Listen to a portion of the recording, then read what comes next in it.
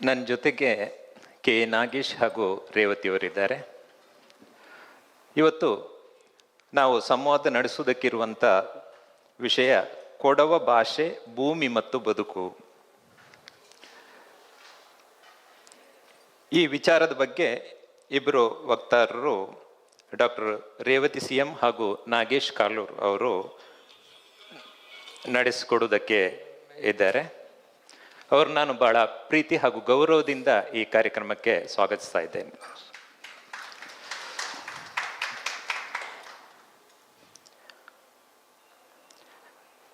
ನಾವು ಇವತ್ತು ಚರ್ಚೆ ಮಾಡ್ತಾ ಇರುವಂಥ ವಿಚಾರ ಯಾವುದು ಅಂತ ಕೇಳಿದ್ರೆ, ನಮ್ಮ ದೇಶದಲ್ಲಿ ಇರುವಂಥ ಅಪಾಯದಲ್ಲಿರುವಂಥ ಭಾಷೆಗಳ ಬಗೆಗೆ. ಮುಖ್ಯವಾಗಿ ನಾನು ಪ್ರಾಸ್ತಾವಿಕವಾಗಿ 1-2 ನಿಮಿಷ ಮಾತ್ರ ಅದರ ಬಗ್ಗೆ ಮಾಹಿತಿಯನ್ನು ಒದಗಿಸಿ ಮತ್ತೆ ಅವರಿಗೆ ನಾನು ಅವಕಾಶವನ್ನು ಮಾಡಿಕೊಡ್ತೇನೆ. ನಾನು ಭಾರತದಲ್ಲಿ ಬಹಳಷ್ಟು ಯುನೆಸ್ಕೋ ವರದಿಯ ಪ್ರಕಾರ 190 ಭಾಷೆಗಳು ಅಪಾಯದಲ್ಲಿದೆ.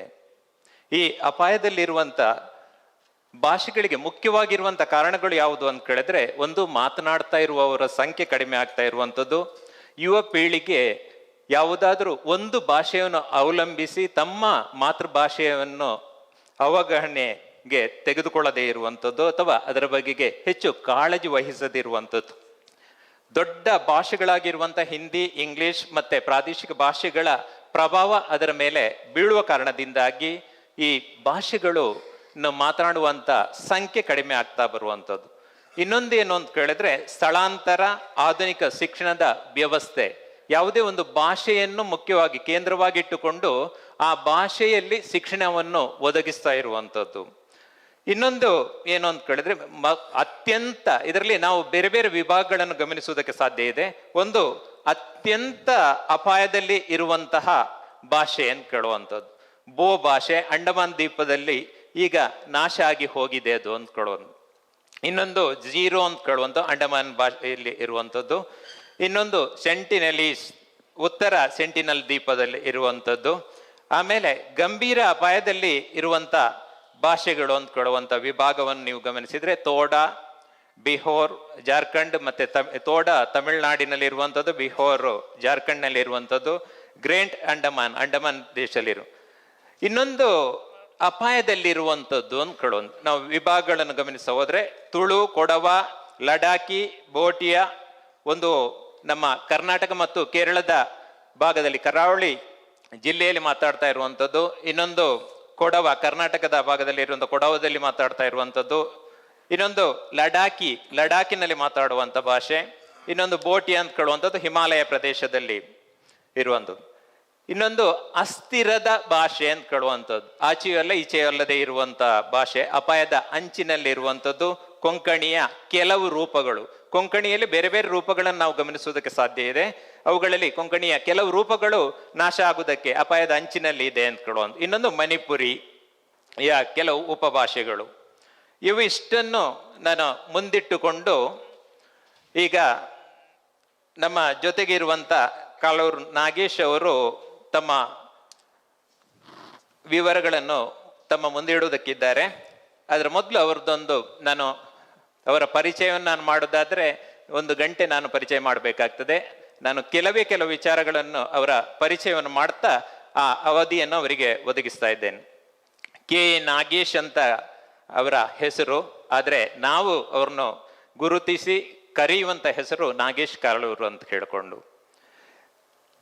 ಕನ್ನಡ, ಕೊಡವ, ಅರೆ ಭಾಷೆಗಳಲ್ಲಿ ಸಾಹಿತ್ಯ ರಚನೆಗಳನ್ನು ಮಾಡಿರುವವರು, ಕನ್ನಡ MA ಮಾಡಿರುವಂಥವರು, ಪ್ರಸ್ತುತ ವೃತ್ತಿ ಕೃಷಿ ವೃತ್ತಿಯನ್ನು ಈಗ ನಡೆಸ್ತಾ ಇರುವವರು. ಕನ್ನಡದಲ್ಲಿ ಅನೇಕ ಸಂಶೋಧನಾ ಗ್ರಂಥಗಳನ್ನು ಪಟ್ಟಿ ಇದೆ. ಆ ಪಟ್ಟಿಯನ್ನು ನಾನು ಈ ಸಂದರ್ಭದಲ್ಲಿ ಓದಿ ಹೇಳ್ತಾ ಇಲ್ಲ. ಮಂಗಳೂರು ವಿಶ್ವವಿದ್ಯಾನಿಲಯಕ್ಕೆ ಕೊಡವ MA ತರಗತಿಗಳಿಗೆ ಪಠ್ಯಪುಸ್ತಕ ತಯಾರಿಕೆಯ ಸಂಪನ್ಮೂಲ ವ್ಯಕ್ತಿಯಾಗಿ ಕೆಲಸ ಮಾಡಿದವರು. ಕರ್ನಾಟಕ ಜಾನಪದ ಗ್ರಾಮ ಚರಿತ್ರಕೋಶ ಕ್ಷೇತ್ರ ತಜ್ಞನಾಗಿ ಕಾರ್ಯನಿರ್ವಹಣೆ, ಕರ್ನಾಟಕ ಜಾನಪದ ಅಕಾಡೆಮಿಯ ಜಾನಪದ ನಿಘಂಟು ಯೋಜನೆಗೆ ಕ್ಷೇತ್ರ ಸಹಾಯಕನಾಗಿ ಕಾರ್ಯನಿರ್ವಹಣೆ, ಹಾಗೆ ರಾಷ್ಟ್ರ, ರಾಜ್ಯ, ಜಿಲ್ಲಾ ಮಟ್ಟಗಳಲ್ಲಿ ವಿಚಾರ ಸಂಕಿರಣಗಳನ್ನು, ಕವಿಗೋಷ್ಠಿಗಳಲ್ಲಿ ಭಾಗವಹಿಸಿದವರು. ಆಮೇಲೆ ರೇಡಿಯೋ ಸಂದರ್ಶನ, ಕೊಡಗಿನ ಬಾನಾಡಿಗಳು, ಕೊಡಗಿನ ಪಕ್ಷಿ ಸಂಕುಲ ಕುರಿತು ಪರಿಚಯಾತ್ಮಕವಾಗಿರುವಂತಹ ರೇಡಿಯೋ ಸರಣಿ ನಿರ್ದೇಶನ, ನಿರೂಪಣೆ, ಈ ರೀತಿಯಲ್ಲಿ ಕೊಡವ ಭಾಷೆಯಲ್ಲಿ ಅನೇಕ ಕೃತಿಗಳನ್ನು ರಚಿಸಿ ಕೊಟ್ಟಿರುವವರು. ಕೆಲವು ಕೃತಿಗಳು 2, 3 ಮುದ್ರಣಗಳನ್ನು ಕಂಡಿವೆ. ಕಾವೇರಿ, ಶ್ರೀ ಕಾವೇರಿ ಸುಪ್ರಭಾತ, ಶ್ರೀ ಇಗ್ಗುತಪ್ಪ ಸುಪ್ರಭಾತ, ಶ್ರೀ ಕಾವೇರಿ ಕಥಾಮೃತ, ಹೀಗೆ ಅನೇಕ ಕೃತಿಗಳನ್ನು ರಚಿಸಿಕೊಟ್ಟಿರುವವರು. ಅನೇಕ ಪ್ರಶಸ್ತಿಗಳನ್ನು, ಪುರಸ್ಕಾರಗಳನ್ನು ತಮ್ಮದಾಗಿಸಿಕೊಂಡಿರುವಂತ ನಾಗೇಶ್ ಅವರು ಕರ್ನಾಟಕ ಕೊಡವ ಸಾಹಿತ್ಯ ಅಕಾಡೆಮಿಯ ಗೌರವ ಪ್ರಶಸ್ತಿ, ಚುಟುಕು ಸಾಹಿತ್ಯ ಪರಿಷತ್ತಿನಿಂದ ಪ್ರಶಸ್ತಿ ಪುರಸ್ಕಾರ, 82ನೇ ಅಖಿಲ ಭಾರತ ಕನ್ನಡ ಸಾಹಿತ್ಯ ಸಮ್ಮೇಳನ ಸಾಹಿತ್ಯ ಸಾಧನೆಗಾಗಿ ರಾಷ್ಟ್ರ ಮಟ್ಟದ ಪ್ರಶಸ್ತಿ, ಸನ್ಮಾನ, ಕೇಂದ್ರ ಸರ್ಕಾರದ ಹಿರಿಯ ನಾಗರಿಕ ಸಬಲೀಕರಣ ಇಲಾಖೆ ಕೇಂದ್ರ ಸಚಿವಾಲಯ ದೆಹಲಿ ರಾಷ್ಟ್ರಪತಿ ಭವನದಲ್ಲಿ ಏರ್ಪಡಿಸಿದ್ದ ಏಚಿಂಗ್ ವಿಕ್ ಡಿಗ್ಗಿಂಗ್ ಕಾರ್ಯಕ್ರಮಗಳಲ್ಲಿ ರಾಷ್ಟ್ರಪತಿಯವರೊಂದಿಗೆ ಸಂವಾದ ಕಾರ್ಯಕ್ರಮದಲ್ಲಿ ರಾಜ್ಯ ಪ್ರತಿನಿಧಿಯಾಗಿ ಭಾಗವಹಿಸಿರುವವರು, ಆಹ್ವಾನಿತ ಪ್ರತಿನಿಧಿಯಾಗಿ ಆಹ್ವಾನಿಸಿರುವವರು. ಇವರು ತಮ್ಮ ಪ್ರಬಂಧವನ್ನು ಮಂಡಿಸಬೇಕು, ತಮ್ಮ ಮಾತುಗಳನ್ನು ಆಡಬೇಕು ಅಂತ ಕೇಳಿ ಅವರಲ್ಲಿ ಪ್ರೀತಿಯಿಂದ ಕೇಳ್ಕೊಳ್ತಾ ಇದ್ದೇನೆ. ಎಲ್ರಿಗೂ ನಮಸ್ಕಾರ. ಈಗಾಗಲೇ ಕಿಶೋರ್ ಅವರು ಹೇಳಿರುವ ಹಾಗೆ ಅಪಾಯದ ಅಂಚಿನಲ್ಲಿರುವ, ಅಳಿವಿನ ಅಂಚಿನಲ್ಲಿರುವ ಒಂದು ಭಾಷೆಯ ಪುನರುಜ್ಜೀವನಕ್ಕಾಗಿ ನಾವು ಕೊಡಗಿನವರು ಒಂದಷ್ಟು ಜನ ಶ್ರಮಿಸ್ತಾ ಇದ್ದೇವೆ ಅಂತ ಹೇಳಲಿಕ್ಕೆ ಹೆಮ್ಮೆ ಆಗ್ತದೆ. ನಿಮಗೆಲ್ಲ ಗೊತ್ತಿರುವ ಹಾಗೆ ಕರ್ನಾಟಕದ ಜೀವನದಿ ಕಾವೇರಿಯ ಉಗಮ ಸ್ಥಾನ ಕೊಡಗು. ಅದರ ಪದತಲದಿಂದ ನಾವು ಇವತ್ತು ರೇವತಿ ಮತ್ತು ನಾನು ಕೊಡವ ಭಾಷೆಯ ಪ್ರಾತಿನಿಧಿಕ ವ್ಯಕ್ತಿಗಳಾಗಿ ಬಂದಿದ್ದು ತುಂಬ ಸಂತೋಷ. ಕೊಡವ ಭಾಷೆಗೆ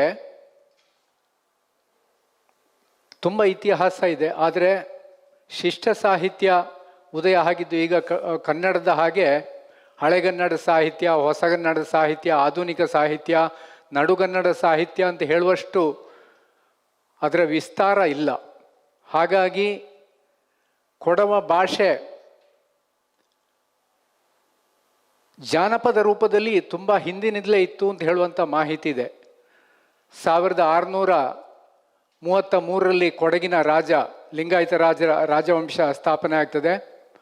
ಆಗ ಆ ರಾಜವಂಶ ಸ್ಥಾಪನೆ ಆದ ನಂತರ ಕೊಡಗಿಗೆ ಅಕ್ಷರಾಭ್ಯಾಸ ಕಾಲಿಟ್ಟಿದ್ದು. ಸುಮಾರು 400 ವರ್ಷ ಅಕ್ಷರಾಭ್ಯಾಸ ಪ್ರಾರಂಭ ಆಗಿ ಸುಮಾರು ಒಂದು 400 ವರ್ಷ ಆಗಿರ್ಬೋದು ಅಂದಾಜು. ಕೊಡವ ಭಾಷೆ ಅಲ್ಲಿವರೆಗೂ ಜನಪದರ ಬಾಯಿಯಲ್ಲೇ ಇದ್ದಂಥದ್ದು. ಒಂದು ಹಿರಿಮೆ ಏನು ಅಂತಂದರೆ, ಕೊಡವ ಭಾಷೆಯ ಜನಪದವನ್ನು ಜನತೆಗೆ ಪರಿಚಯಿಸಿದ್ದು ನಡಿಕೇರಿಯಂಡ ಚಿಣ್ಣಪ್ಪ ಅಂತ ಹೇಳುವವರು ಸುಮಾರು 1924ನೇ ಇಸ್ವಿ ಅಂದಾಜಲ್ಲಿ. ಅದರದ್ದು ಹಿರಿಮೆ. ಇನ್ನೊಂದು ಹಿರಿಮೆ ಅಂತ ಹೇಳಿದ್ರೆ, ದಕ್ಷಿಣ ಭಾರತದ ಪ್ರಪ್ರಥಮ ಜಾನಪದ ಗ್ರಂಥ ಕೊಡವ ಭಾಷೆಯಲ್ಲಿಯೂ ಇದೆ, ಅದಕ್ಕೆ ವಿವರಣೆ ಕನ್ನಡದಲ್ಲಿಯೂ ಇದೆ. ಹಾಗಾಗಿ ಅದೊಂದು ಹಿರಿಮೆ ಕೂಡ ಕೊಡವ ಭಾಷೆಗಿದೆ. ಕೊಡವ ಭಾಷೆಯ ಪ್ರಾಚೀನತೆಯ ವಿಚಾರವನ್ನು ನಾವು ತಗೊಂಡ್ರೆ, ಈ ದ್ರಾವಿಡ ಭಾಷೆಗಳು 3 ಗುಂಪುಗಳಾಗಿ ವಿಂಗಡಣೆ ಆಗಿದ್ದು ನಮಗೆಲ್ಲರಿಗೂ ಗೊತ್ತೇ ಇದೆ. ಉತ್ತರ ದ್ರಾವಿಡ, ಮಧ್ಯ ದ್ರಾವಿಡ, ದಕ್ಷಿಣ ದ್ರಾವಿಡ, ಈ 3 ಗುಂಪುಗಳಲ್ಲಿ ವಿಂಗಡಣೆ ಆಗ್ತದೆ. ಹರಪ್ಪ ಮೊಹೆಂಜೊದಾರೋ ಸಂದರ್ಭದಲ್ಲಿ ಕೂಡ ಕೊಡವ ಭಾಷೆಯ ಶಬ್ದಗಳು ಚಾಲ್ತಿಯಲ್ಲಿ ಇತ್ತು ಅಂತ ಹೇಳುವಂಥ ಮಾಹಿತಿಯನ್ನು ಕೆಲವು ಭಾಷಾಶಾಸ್ತ್ರಜ್ಞರು ಹೇಳ್ತಾರೆ. ಕಾಲ್ಡ್ವೆಲ್ ಅಂತ ಸಂಶೋಧಕರು ಇದರ ಕುರಿತಾಗಿ ಉಲ್ಲೇಖ ಮಾಡಿದ್ದಿದೆ. ಕೊಡವ ಭಾಷೆಯ ಸ್ಥಾನ ಎಲ್ಲಿ ಬರುತ್ತೆ ಅಂತಂದರೆ, ಕೆಲವು ವಿದ್ವಾಂಸರ ಪ್ರಕಾರ, ಭಾಷಾಶಾಸ್ತ್ರಜ್ಞರ ಪ್ರಕಾರ, ಮೂಲ ದ್ರಾವಿಡ ಭಾಷೆ ಏನಿತ್ತು ಅದೇ ಕೊಡವ ಭಾಷೆ ಆಗಿರಲಿಕ್ಕೂ ಸಾಧ್ಯತೆ ಇದೆ ಅಂತ ಹೇಳುವಂಥ ಮಟ್ಟಿಗೆ ಕೆಲವರು ಅಭಿಪ್ರಾಯಗಳನ್ನ ಹಂಚಿಕೊಂಡಿದ್ದಿದೆ. ಅದು ಆಗಿರಲಿಕ್ಕೂ ಸಾಕು ಅಂತ ನನಗೆ ಅನಿಸ್ತದೆ. ಯಾಕೆಂತಂದರೆ ತುಂಬ ಆ ಭಾಷೆಯಲ್ಲಿರುವಂಥ ಶಬ್ದಗಳು. ಈ ಕೊಡವ ಭಾಷೆ ದ್ರಾವಿಡ ಭಾಷಾ ಗುಂಪಿನಲ್ಲಿ ಎಲ್ಲಿ ನಿಲ್ತದೆ ಅಂತ ನೀವು ಕೇಳಿದರೆ, ನಿಮಗೆ ಮಲಯಾಳಂ ಗೊತ್ತಿದ್ದರೆ ಕೊಡವ ಭಾಷೆ ಚೆನ್ನಾಗಿ ಅರ್ಥ ಆಗ್ತದೆ. ನಿಮಗೆ ತಮಿಳು ಗೊತ್ತಿದ್ದರೆ ಕೊಡವ ಭಾಷೆ ಚೆನ್ನಾಗಿ ಅರ್ಥ ಆಗ್ತದೆ. ಇನ್ನು ತುಳುವಲ್ಲಿ ಮಾತಾಡುವಂಥ ಕೆಲವು ಶಬ್ದಗಳು ಕೊಡವ ಭಾಷೆಯಲ್ಲಿಯೂ ಇದೆ. ಹಾಗಾಗಿ ಇದು ಹೊರಗಿನ ಭಾಷೆ ಅಂತ ನಮಗೆ ಅನಿಸೋದೇ ಇಲ್ಲ. ಇಲ್ಲಿ ಇರುವಂಥ 3 ವಿಶಿಷ್ಟ ಸ್ವರಗಳು ಅದನ್ನು ಉಲ್ಲೇಖ ಮಾಡಲೇಬೇಕಾಗ್ತದೆ. ಅದು ದ್ರಾವಿಡ ಭಾಷೆಗಳಿಗೆ ಇರುವಂಥ ಒಂದು ಲಕ್ಷಣ ಕೂಡ ಹೌದು. ಕನ್ನಡದಲ್ಲಿ ಅದಕ್ಕೆ ಇದು ಲಿಪಿಯ ಮುಖಾಂತರ ಕನ್ನಡದಲ್ಲಿ ಅದನ್ನು ಗುರುತಿಸಲಿಕ್ಕೆ ನಮಗೆ ಸಾಧ್ಯ ಆಗೋದೂ ಇಲ್ಲ. ಹಾಗಾಗಿ ಆ ಲಿಪಿಗಳಿಗೆ ವಿಶಿಷ್ಟ ಸ್ವರಗಳಿಗೆ ಕನ್ನಡದಲ್ಲಿ ನಾವು ಏನಾದರೂ ಗುರುತು ಹಾಕ್ಕೊಳ್ಬೇಕಾಗ್ತದೆ. ಉದಾಹರಣೆಗೆ ಆ 3 ವಿಶಿಷ್ಟ ಸ್ವರಗಳು ಅದನ್ನು ಎ ಅಂತ ನಾವು ಕನ್ನಡದ ಎ ಅಂತ ಬರೆದು ಏನಾದರೂ ಒಂದು ಗುರುತು ಹಾಕಬೇಕಾಗ್ತದೆ. ಅಡು ಅಂತ ಹೇಳುವಂಥ ಒಂದು ಸ್ವರ ಇನ್ನು ಇಡು ಅಂತ ಹೇಳುವಂಥ ಆ ಶಬ್ದಕ್ಕೆ ಈ ಹಾಕಿ, ಕನ್ನಡದ ಈ ಹಾಕಿ ಅದಕ್ಕೊಂದು ಗುರುತು ಕೊಡಬೇಕಾಗ್ತದೆ. ಇನ್ನೊಂದು 3ನೇ ಸ್ವರ ಎ. ಈ ಎ ಸ್ವರ ತುಳುವಲ್ಲಿ ಕೂಡ ಇದೆ. ಆಯೆ ಬತ್ತೆ, ಅದು ಕನ್ನಡದ ತೇ ಬರಿಬಹುದು. ಅದಕ್ಕೆ ಯಾನ್ ಬತ್ತೆ, ಇದಕ್ಕೆ ಬರ್ಪೆ, ಇದೆಲ್ಲ ಕೆಲವು ಶಬ್ದ. ಅದು ಆ ಒತ್ತಕ್ಷರ ಹೇಳುವಾಗ ಬರ್ಪೆ ಬೇರೆ, ಬಂದೆ ಅಂತ ಹೇಳೋದು ಬೇರೆ, ಬಂದನು ಅಂತ ಹೇಳೋದು ಬೇರೆ. ಆಯೆ ಬರ್ಪೆ, ಏನು ಬರ್ಪೆ, ಅದು ಎಕಾರ ಶಬ್ದ ಸ್ವರ. ಅಂಥ ಶಬ್ದಗಳು ತುಳುವಲ್ಲಿ ಕೂಡ ಸಾಕಷ್ಟಿದೆ. ಹಾಗಾಗಿ ಆ ವಿಶಿಷ್ಟ 3 ಸ್ವರಗಳಿಗೆ ನಾವು ಲಿಪಿಯಲ್ಲಿ ಈಗ ತುಳು ಭಾಷೆ ಸಾಹಿತ್ಯ ಎಲ್ಲ ಇರೋದು ಕನ್ನಡದಲ್ಲಿ. ಆ ಕನ್ನಡದಲ್ಲಿ ಬರೆಯುವಾಗ ಈ ವಿಶಿಷ್ಟ ಸ್ವರಗಳಿಗೆ ನಾವು ಏನಾದರೂ ಒಂದು ಗುರುತು ಕೊಡಬೇಕಾಗ್ತದೆ. ಫೋನೆಟಿಕ್ ಲ್ಯಾಂಗ್ವೇಜಲ್ಲಿ ಬರೆಯುವಾಗ ಅದನ್ನು ಆ ಗುರುತುಗಳನ್ನ ಬರ್ಕೊಳ್ಳಿಕ್ಕೆ ಸಾಧ್ಯ ಆಗ್ತದೆ. ಇನ್ನು ದಕ್ಷಿಣ ದ್ರಾವಿಡದ ಭಾಷೆಗಳ ಕೊತ, ತೊದವ ಇದೆಲ್ಲ ಭಾಷೆಗಳು ಕೂಡ ಕೊಡವಕ್ಕೆ ಹತ್ತಿರವಾದ ಭಾಷೆಗಳು. ಮಲಯಾಳಮಲ್ಲಿರುವ ಅನೇಕ ಶಬ್ದಗಳು ಕೊಡವ ಭಾಷೆಯಲ್ಲಿದೆ. ತಮಿಳಲ್ಲಿರುವಂಥ ಅನೇಕ ಶಬ್ದಗಳು ಕೊಡವ ಭಾಷೆಯಲ್ಲಿ ಇದೆ. ಹಾಗಾಗಿ ಈ ಭಾಷೆಗಳ ವಿಚಾರವಾಗಿ ನಾವು ಚರ್ಚೆ ಮಾಡುವಾಗ ಆ ಭಾಷೆಯ ಪ್ರಾಚೀನತೆ ಮತ್ತು ಅದರ ವಿಶಿಷ್ಟ ಸ್ವರ ವ್ಯವಸ್ಥೆ, ಇದರ 2ರ ಬಗ್ಗೆ ಗಮನ ಹರಿಸಬೇಕಾಗ್ತದೆ. ಇನ್ನು ಕೊಡವ ಭಾಷೆ ಒಂದು ಸಂಸ್ಕೃತಿಯ ಸ್ವರೂಪವೂ ಹೌದು, ಒಂದು ಸಂಸ್ಕೃತಿಯ ಪ್ರತೀಕವೂ ಹೌದು, ಒಂದು ಸಂಸ್ಕೃತಿಯ ಅಸ್ಮಿತೆಯೂ ಹೌದು. ಕೊಡವ ಭಾಷೆಯನ್ನು ಬಿಟ್ಟು, ಕೊಡವ ಸಂಸ್ಕೃತಿಯನ್ನು ಬಿಟ್ಟು ಈ ಭಾಷೆ ಇಲ್ಲ, ಭಾಷೆಯನ್ನು ಬಿಟ್ಟು ಸಂಸ್ಕೃತಿ ಇಲ್ಲ. ಈ ಎಲ್ಲ ಸಂಸ್ಕೃತಿ ಮಣ್ಣಿಗೆ ಸಂಬಂಧಪಟ್ಟ ಸಂಸ್ಕೃತಿ, ಅದು ಪಂಚಭೂತಗಳಿಗೆ ಸಂಬಂಧಪಟ್ಟ ಸಂಸ್ಕೃತಿ. ಅದು ಮಣ್ಣಿನ ಗುಣ ಹೊಂದಿರ್ಬೋದು, ನೀರಿನ ಗುಣ ಹೊಂದಿರ್ಬೋದು, ಬೆಂಕಿಯ ಗುಣ ಹೊಂದಿರ್ಬೋದು. ಉದಾಹರಣೆಗೆ ನಾನು ಹೇಳಬೇಕು ಅಂತಾದರೆ, ಪುತ್ತರಿ ಅಂತ ಒಂದು ಧಾನ್ಯಲಕ್ಷ್ಮಿಯ ಹಬ್ಬ ಇದೆ. ಅದು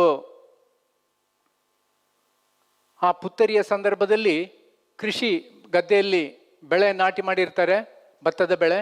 ಆ ಭತ್ತದ ಬೆಳೆಯನ್ನು ಕುಯ್ಯುವಂಥ ಸಂದರ್ಭದಲ್ಲಿ ಆ ಹಬ್ಬವನ್ನು ಆಚರಣೆ ಮಾಡ್ತಾರೆ. ಧಾನ್ಯಲಕ್ಷ್ಮಿಯನ್ನ ಪುತ್ತರಿ ಅಂತ, ಪುದಿಯ ಅರಿ ಅಂತ, ಹೊಸ ಅಕ್ಕಿಯನ್ನು ಮನೆಗೆ ತರುವಂಥದ್ದು. ಪುದ್ವಾರು ಅಂತ ತುಳುವಲ್ಲಿ ಹೇಳ್ತಾರೆ. ಆ ಪುದ್ವಾರಿಗೂ ಇದಕ್ಕೂ ಹತ್ತಿರದ ಸಂಬಂಧ ಇದೆ. ಧಾನ್ಯಲಕ್ಷ್ಮಿಯ ಹಬ್ಬ ಇದು ಸಂಸ್ಕೃತಿಯ ಆಧಾರದಿಂದ ಹುಟ್ಟಿದಂಥ ಹಬ್ಬ. ಆ ಸಂಸ್ಕೃತಿ ಆಧಾರದಿಂದ ಹುಟ್ಟಿರುವಂಥ ಸಂದರ್ಭದಲ್ಲಿ ಈ ಭಾಷೆಗೂ ಕೂಡ ಅದರದೇ ಆದ ಒಂದು ಸಾಂಸ್ಕೃತಿಕ ಹಿನ್ನೆಲೆ ಇದೆ. ಇನ್ನು ಕೈಲ್ ಪೊಳ್ದು ಅಂತ ಹೇಳುವಂಥದ್ದು, ಇದು ಬೇಟೆಯನ್ನು ಕುರಿತಾದ ಹಬ್ಬ. ಪಾಂಡವರು ಅಜ್ಞಾತವಾಸಕ್ಕೆ ಹೋಗುವಾಗ ತಮ್ಮ ಆಯುಧಗಳನ್ನೆಲ್ಲ ಕಟ್ಟಿ ಒಂದು ಬನ್ನಿ ಮರದಲ್ಲಿ ಇಟ್ಟಿರ್ತಾರಂತೆ. ಆ ಬನ್ನಿ ಮರದಿಂದ ವಿರಾಟರಾಜನ ಆಸ್ಥಾನದಲ್ಲಿ ಅಜ್ಞಾತವಾಸದಲ್ಲಿರುವಾಗ ನಂತರ ಬನ್ನಿ ಮರದಿಂದ ಬಿಚ್ಚಿಕೊಂಡು ಹೋಗುವಂಥ ಒಂದು ಸಂದರ್ಭ ಬರ್ತದೆ. ಅದೇ ಪ್ರಕಾರ ಕೊಡವ ಭಾಷೆಯಲ್ಲಿ ಆ ಕೈಲ್ ಪೊಳ್ದು ಅಂತ ಹೇಳುವ ಆಚರಣೆಗೆ ಕೂಡ ಅದೇ ಥರವಾದ ಆಚರಣೆ ರೂಢಿಯಲ್ಲಿದೆ. ಹಾಗಾಗಿ ಪಾಂಡವರ ಹಿನ್ನೆಲೆ ಇರುವಂಥ ವಂಶಸ್ಥರು ಅಂತ ಕೂಡ ಈ ಭಾಷಿಕರನ್ನು ನಾವು ಕರೀಲಿಕ್ಕೆ ಸಾಧ್ಯತೆ ಇದೆ. ಅದಕ್ಕೆ ಅನೇಕ ಆಧಾರಗಳು ಕೂಡ ಇದೆ. ಕೊಡಗಿನಲ್ಲಿರುವಂಥ ಅನೇಕ ಸ್ಥಳಗಳಲ್ಲಿ ಭೀಮನ ಕಲ್ಲು ಇದೆ, ಪಾಂಡವ ಪಾರೆ ಅಂತ ಹೇಳುವಂಥ ಹಳೆ ಸಮಾಧಿಗಳಿದ್ದಾವೆ. ಹಾಗೆ ಪಾಂಡವರಿಗೆ ಸಂಬಂಧಪಟ್ಟ ಲಿಂಗಗಳನ್ನು ಸ್ಥಾಪನೆ ಮಾಡಿದರು ಅಂತ ಹೇಳುವಂಥ ಐತಿಹ್ಯಗಳಿದ್ದಾವೆ. ಜೊತೆಗೆ ಪಾಂಡವರು ಕಟ್ಟಿದಂಥ ದೇವಸ್ಥಾನ, ಆ ದೇವಸ್ಥಾನಕ್ಕೆ ಬೆಳಗಾಗೋದ್ರೊಳಗೆ ದೇವಸ್ಥಾನ ಕಟ್ಟಿ ನಂತರ ಬೆಳಗಾಯಿತು ಅಂತೇಳಿ ಕಲ್ಲಿನ ದೇವಸ್ಥಾನಕ್ಕೆ ಬಾಗಿಲು ಮಾಡದೆ ಹೋದಂಥ ಉದಾಹರಣೆ ಕೂಡ ಇದೆ. ಹಾಗಾಗಿ ಐತಿಹ್ಯದ ಲೆಕ್ಕದಲ್ಲಿ ಪುರಾಣ ಇತಿಹಾಸಗಳ ಲೆಕ್ಕದಲ್ಲಿ ಕೂಡ ಕೊಡವ ಭಾಷೆಗೆ ನಾವು ಪ್ರಾಚೀನತೆಯನ್ನು ಯೋಚನೆ ಮಾಡ್ಬೋದು. ಇನ್ನು ಕಾವೇರಿ ಸಂಕ್ರಮಣ ಅಂತ ಹೇಳುವಂಥ ಒಂದು ಹಬ್ಬ, ಅದು ಕೂಡ ಕಾವೇರಿಯನ್ನು ಕೊಡವ ಭಾಷಿಕ ಜನಾಂಗದವರು ಕಾವೇರಿಯನ್ನು ಕುಲಮಾತೆಯಾಗಿ ಆರಾಧನೆ ಮಾಡ್ತಾರೆ. ಇದರಲ್ಲಿ ಸ್ಕಾಂದ ಪುರಾಣದಲ್ಲಿ ಬರುವಂಥ ಒಂದು ಕಥೆ ಕೂಡ ಅದಕ್ಕೆ ತಳಕು ಹಾಕ್ಕೊಳ್ತದೆ. ಅಲ್ಲಿ ಚಂದ್ರವರ್ಮ ಅಂತ ಹೇಳುವಂಥ ರಾಜ ಕೊಡವ ವಂಶಸ್ಥರಿಗೆ ಆಶ್ವಾಸನೆ ಕೊಟ್ಟು ನಾನು ಮುಂದಕ್ಕೆ ಕಾವೇರಿಯ ರೂಪದಲ್ಲಿ ನಾನು ಬರ್ತೇನೆ ಅಂತ ಕಾವೇರಿ ಅವರಿಗೆ ವರವನ್ನು ಕೊಡುವಂಥದ್ದು. ನಂತರ ಚಂದ್ರಕಾಂತ ರಾಜನ ಮೊಮ್ಮಕ್ಕಳ ಕಾಲಕ್ಕೆ ಕಾವೇರಿ ನದಿಯಾಗಿ ಹರಿಯುವಂಥದ್ದು. ಕಾವೇರಿಯ ಇತಿಹಾಸ ನಿಮಗೆಲ್ಲ ಗೊತ್ತಿರುವ ಹಾಗೆ ಕವೇರನ ಬ್ರಹ್ಮ ಮಾನಸ ಪುತ್ರಿ ಕಾವೇರಿ. ಆ ಕಾವೇರಿ ಅಗಸ್ತ್ಯನ ಪತ್ನಿಯಾಗಿ ಭೂಮಿಗೆ ಬರ್ತಾಳೆ.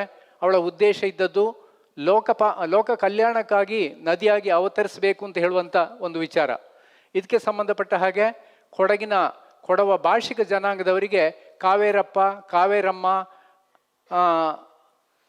ಇತ್ಯಾದಿ ಹೆಸರುಗಳು, ಅದನ್ನು ಕಾವೇರಿಯ ಮೂಲಕವೇ ಇಟ್ಟುಕೊಳ್ಳುವಂಥದ್ದು. ಹಾಗಾಗಿ ಈ ಭಾಷೆ ಬೇರೆ ಅಲ್ಲ, ಸಂಸ್ಕೃತಿ ಬೇರೆ ಅಲ್ಲ ಅಂತ ಹೇಳುವಂಥ ಒಂದು ಇದು ಕೂಡ ಇದೆ. ಹಾಗಾಗಿ ನೆಲ, ಜಲ, ವಾಯು ಎಲ್ಲವನ್ನು ಕೂಡ ಕೊಡವ ಭಾಷಿಕರು ಪ್ರಕೃತಿಯ ಆರಾಧಕರು. ಹಾಗಾಗಿ ಪ್ರಕೃತಿಯನ್ನೇ ದೇವರ ರೂಪದಲ್ಲಿ ಆರಾಧನೆ ಮಾಡುವಂಥವರು. ಇನ್ನು ಶಿಷ್ಟ ಸಾಹಿತ್ಯದ ವಿಚಾರಕ್ಕೆ ನಾವು ಬಂದಾಗ ಅಪ್ಪಚ್ಚಕವಿ ಅಂತ ಹೇಳುವವರು 1906ನೇ ಇಸ್ವಿಯ ನಂತರ ನಾಟಕ ಸಾಹಿತ್ಯವನ್ನು ರಚನೆ ಮಾಡ್ತಾರೆ. ಕಾವೇರಿ ನಾಟಕ, ಸಾವಿತ್ರಿ ನಾಟಕ, ಯಯಾತಿ ನಾಟಕ, ಸುಬ್ರಹ್ಮಣ್ಯ ನಾಟಕ, ಹೀಗೆ 4 ನಾಟಕಗಳನ್ನು ರಚನೆ ಮಾಡ್ತಾರೆ. ಕೊಡವ ಶಿಷ್ಟ ಸಾಹಿತ್ಯ ಹುಟ್ಟಿದೆ ಅಲ್ಲಿಂದ. ಕನ್ನಡದಲ್ಲಿರುವಾಗೆ ನಮಗೆ ಹಳಗನ್ನಡ, ಹೊಸಗನ್ನಡ, ನಡುಗನ್ನಡ ಅಂತ ಹೇಳುವಂಥದ್ದಿಲ್ಲ. ಹಾಗಾಗಿ ಸಾಹಿತ್ಯ ಇತ್ತೀಚಿನ ದಿನಗಳ ನಿಧಾನಕ್ಕೆ ಅದು ಶಿಷ್ಟ ಸಾಹಿತ್ಯವೇ. ಈಗ ಆಧುನಿಕ ಸಾಹಿತ್ಯ ಅಂತಲೇ ನಾವು 1906ನೇ ಇಸ್ವಿಯಿಂದ ಬಂದಂಥ ಸಾಹಿತ್ಯವನ್ನು ಆಧುನಿಕ ಸಾಹಿತ್ಯವಂತಲೇ ನಾವು ಪರಿಗಣನೆ ಮಾಡಬೇಕಾಗ್ತದೆ. ಕೊಡವ ಸಾಹಿತ್ಯದಲ್ಲಿ ಈಗ ಇತ್ತೀಚೆಗೆ ತಾನೇ ಕೃತಿಗಳು ಬರ್ತಾ ಇದೆ. ಕೊಡವ ಜಯ ಭಾರತ ಅಂತ ಹೇಳುವಂಥ ಒಂದು ಮಹಾಕಾವ್ಯವನ್ನು ಮಂಡಿರ ಜಯ ಅಪ್ಪಣ್ಣ ಅಂತ ಹೇಳುವವರು ರಚನೆ ಮಾಡಿದ್ದಾರೆ. ಇನ್ನು ಶ್ರೀ ಭಗವದ್ಗೀತಾ ದರ್ಶನ ಅಂತ ಒಂದು ಚೌಪದಿ ಖಂಡಕಾವ್ಯ, ಅದನ್ನು ನಾನೇ ರಚನೆ ಮಾಡಿದ್ದೇನೆ. ಇನ್ನು ಕನಕದಾಸರ ಸಮಗ್ರ ಕಾವ್ಯಗಳು ಭಾರತೀಯ 13 ಭಾಷೆಗಳಿಗೆ ಅನುವಾದ ಆಗ್ತಾ ಇರುವಂಥ ಸಂದರ್ಭದಲ್ಲಿ ಕೊಡವ ಭಾಷೆಗೂ ಕೂಡ ಆ ಸಾಹಿತ್ಯ ಬರ್ತಾ ಇದೆ. ಅದರ ಸಂಪಾದಕನಾಗಿ ಕೂಡ ನಾನು ಕೆಲಸ ಮಾಡ್ತಾ ಇದ್ದೇನೆ. ಕೊಡವ ಭಾಷೆಗೆ ಭಾಷಾಂತರಕಾರನಾಗಿ ಕೂಡ ಕೆಲಸ ಮಾಡ್ತಾ ಇದ್ದೇನೆ. ಹಾಗಾಗಿ ಈ ಕೊಡವ ಭಾಷೆ ವಿಚಾರವನ್ನು ನಾವು ನೋಡಿದಾಗ ಸಾಕಷ್ಟು ಪ್ರಯತ್ನಗಳು ನಡೀತಾಲೇ ಇದೆ. ಜೊತೆಗೆ ಅಲ್ಲಿ 8ನೇ ಪರಿಚ್ಛೇದಕ್ಕೆ, ರಾಷ್ಟ್ರದ 8ನೇ ಪರಿಚ್ಛೇದಕ್ಕೆ, ಭಾಷಾ ಪರಿಚ್ಛೇದಕ್ಕೆ ಕೊಡವ ಭಾಷೆಯನ್ನು ತರುವಂಥ ಪ್ರಯತ್ನ ಕೂಡ ನಾನಾ ಮಟ್ಟದಲ್ಲಿ ಆಗ್ತಾ ಇದೆ. ಹೀಗೆ ಭಾಷೆಯ ಕುರಿತಾಗಿ ಇಷ್ಟು ಹೇಳ್ಬೋದು. ಮತ್ತು ಭೂಮಿ ಮತ್ತು ಬದುಕು ವಿಚಾರವಾಗಿ ರೇವತಿಯವರು ನಮ್ಮೊಟ್ಟಿಗೆ ಹಂಚಿಕೊಳ್ತಾರೆ. ನಾವು ಇಷ್ಟು ಹೊತ್ತು ನಾಗೇಶ್ ಕಾಲೂರು ಅವರು ತಮ್ಮ ಮಾಹಿತಿಗಳನ್ನು ತಮ್ಮ ಮುಂದೆ ಇಟ್ಟರು. ನಾವು ಇಬ್ಬರ ಮಾತುಗಳು ಆದ ನಂತರದಲ್ಲಿ ಸಭಿಕರಿಗೆ ಅವಕಾಶ, ಕೆಲವು ಏನಾದರೂ ಪ್ರಶ್ನೆಗಳಿದ್ದರೆ ನೀವು ಕೇಳಬಹುದು.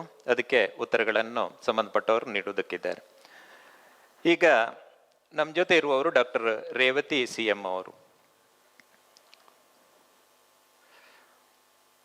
ವೃತ್ತಿಯಲ್ಲಿ ಸಹಾಯಕ ಪ್ರಾಧ್ಯಾಪಕಿಯಾಗಿ ಕನ್ನಡ ವಿಭಾಗ ಕಾವೇರಿ ಕಾಲೇಜ್ ಗೋಣಿಕೊಪ್ಪಲಲ್ಲಿ ಕೆಲಸಗಳನ್ನು ಮಾಡ್ತಾ ಇರುವವರು. ಅನೇಕ ಕೃತಿಗಳನ್ನು ನಮಗೆ ಕೊಟ್ಟವರು. ಕೊಡವ ಜನಪದ ನೃತ್ಯಗಳು ಒಂದು ಅಧ್ಯಯನ, ನೆಲಂ ಜಪ್ಪೆ ಕೊಡವ ಭಾಷಾ ಕವನ ಸಂಕಲನ, ಆಮೇಲೆ ಅನುವಾದ ತಮಿಳು ಭಾಷೆಯ ಪ್ರಾಚೀನ ಗ್ರಂಥ ತಿರುಕುರಳಂ ಕೊಡವ ಭಾಷಾ ಅನುವಾದ ಮಾಡಿರುವಂಥದ್ದು. ಸಂಪಾದನೆ ಅನೇಕ ಕೃತಿಗಳನ್ನು ಸಂಪಾದಿಸಿ ಕೂಡ ಕೊಟ್ಟಿದ್ದಾರೆ. ಮಂಗಳೂರು ವಿಶ್ವವಿದ್ಯಾನಿಲಯ ಪದವಿ ಮಟ್ಟದ ಕೊಡವ ಭಾಷಾ ಪಠ್ಯಪುಸ್ತಕ ಕಾರ್ಯಕಾರಿ ಸಮಿತಿಯ ಸಂಪಾದಕಿಯಾಗಿ ಕೆಲಸ ಮಾಡಿರುವಂಥದ್ದು. ಕರ್ನಾಟಕ ಕೊಡವ ಸಾಹಿತ್ಯ ಅಕಾಡೆಮಿ ಪ್ರಕಟಿತ volume two Kodava Kannada Hindi English ಭಾಷಾಕೋಶದ ತಜ್ಞ ಸಮಿತಿಯ ಸದಸ್ಯೆಯಾಗಿ ಕೆಲಸ ಮಾಡಿರುವಂಥದ್ದು. ಕರ್ನಾಟಕ ಕೊಡವ ಸಾಹಿತ್ಯ ಅಕಾಡೆಮಿ ಪ್ರಕಟಿತ ಕೊಡವ ವ್ಯಾಕರಣ ಪುಸ್ತಕ ಸಮಿತಿಯ ಸದಸ್ಯೆಯಾಗಿ ಕೆಲಸ ಮಾಡಿರುವಂಥದ್ದು. ಕೊಡವ ಪಡಿಪ್ಪು 1ನೇ ತರಗತಿಯ ಕೊಡವ ಭಾಷಾ ಪಠ್ಯಪುಸ್ತಕದ ಸಂಪಾದಕಿ. ಕರ್ನಾಟಕ ಕೊಡವ ಸಾಹಿತ್ಯ ಅಕಾಡೆಮಿ ಪ್ರಕಟಿತ ಪೋಂಗುರಿಂ ಸಂಚಿಕೆಯ ಸಂಪಾದಕಿ. ಅನೇಕ ಸಂಶೋಧನಾ ಲೇಖನಗಳನ್ನು ಕೊಟ್ಟಿರುವವರು, ಅನೇಕ ಕಾರ್ಯಾಗಾರ ವಿಚಾರ ಸಂಕಿರಣಗಳಲ್ಲಿ ತಮ್ಮ ಪ್ರಬಂಧಗಳನ್ನು ಮಂಡಿಸಿರುವರು. ಪಟ್ಟಿ ತುಂಬ ಉದ್ದ ಇರುವ ಕಾರಣದಿಂದಾಗಿ ನಾನು ಅದನ್ನು ಓದ್ತಾ ಇಲ್ಲ. ಆಮೇಲೆ ಮಡಿಕೇರಿ ಆಕಾಶವಾಣಿಯ ಕೊಡವಿಸಿರಿ ಕಾರ್ಯಕ್ರಮದಲ್ಲಿ ಭಾಷಣ ಪ್ರಸ್ತುತಿ ಮಾಡಿರುವಂಥವ್ರು. ಮಂಗಳೂರು ವಿಶ್ವವಿದ್ಯಾನಿಲಯ ಕೊಡವ MA ಪಠ್ಯಪುಸ್ತಕ ರಚನಾ ಸಮಿತಿಯ ಸದಸ್ಯೆ. ಮಂಗಳೂರು ವಿಶ್ವವಿದ್ಯಾನಿಲಯ ಪದವಿ ಮಟ್ಟದ ಕೊಡವ ಭಾಷಾ ಪಠ್ಯ ಕ್ರಮ ರಚನಾ ಸಮಿತಿಯ ಸದಸ್ಯೆ. ಕರ್ನಾಟಕ ಕೊಡವ ಸಾಹಿತ್ಯ ಅಕಾಡೆಮಿ 2 ಸಾಲಿನ ಫೆಲೋಶಿಪ್ಗೆ ಭಾಜನರಾಗಿರುವವರು. ಹಾಗೆ ಅನೇಕ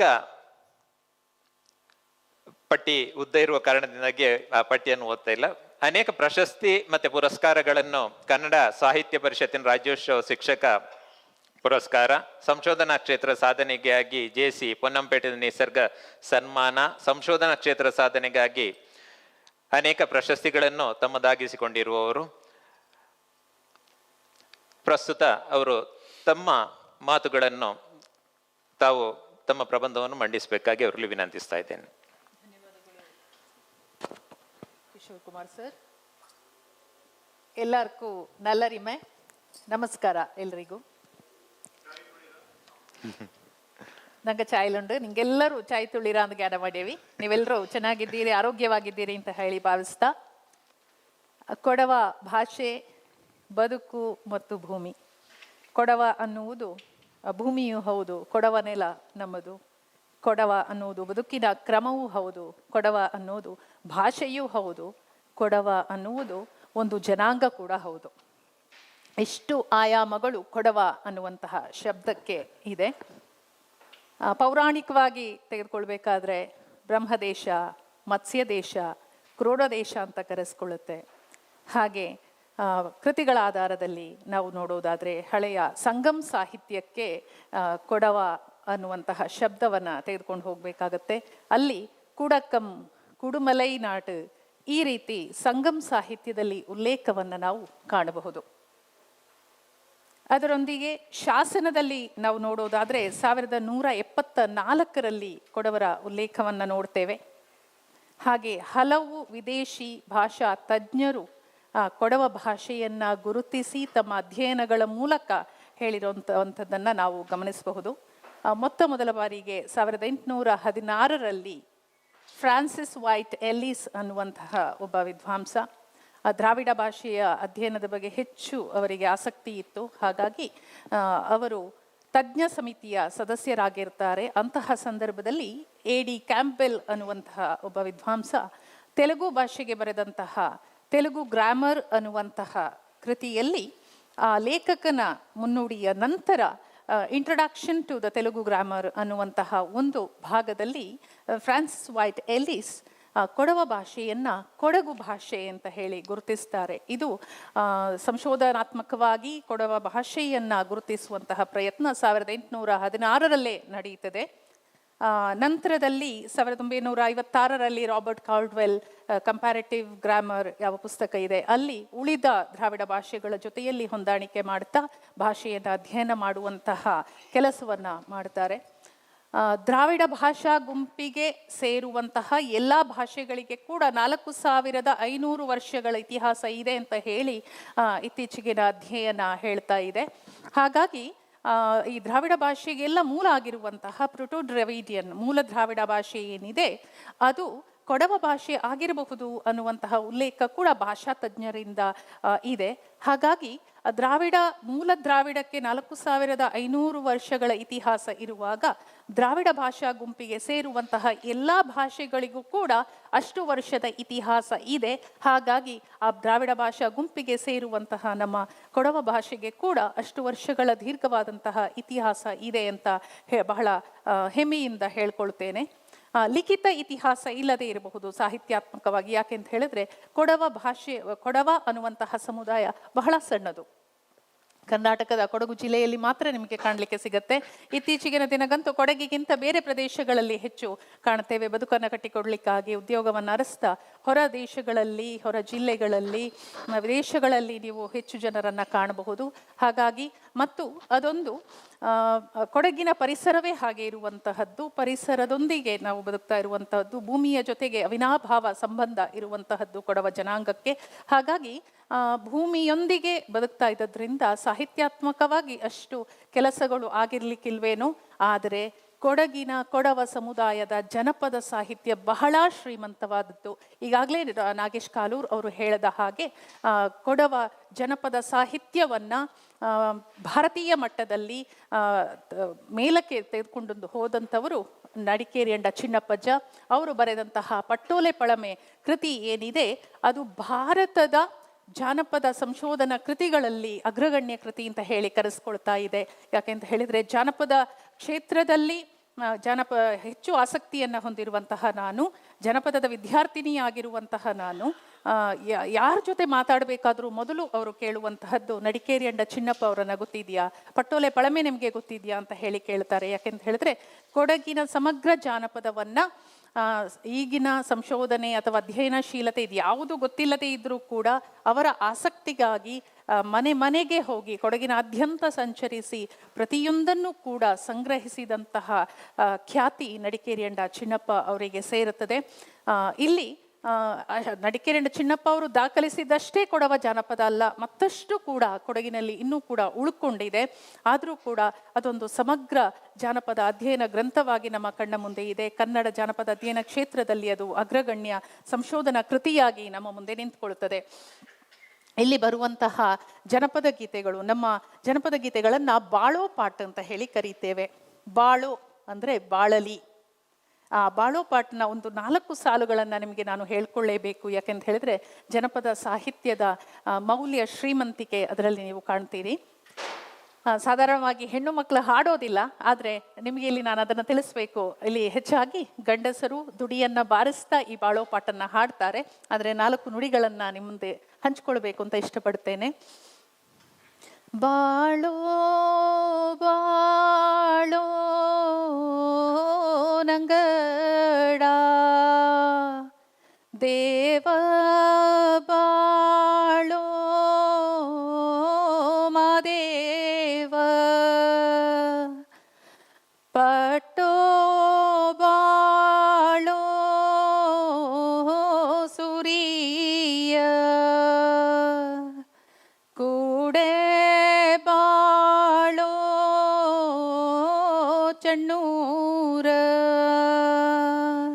ಭೂಮಿ ಬಾಳೋ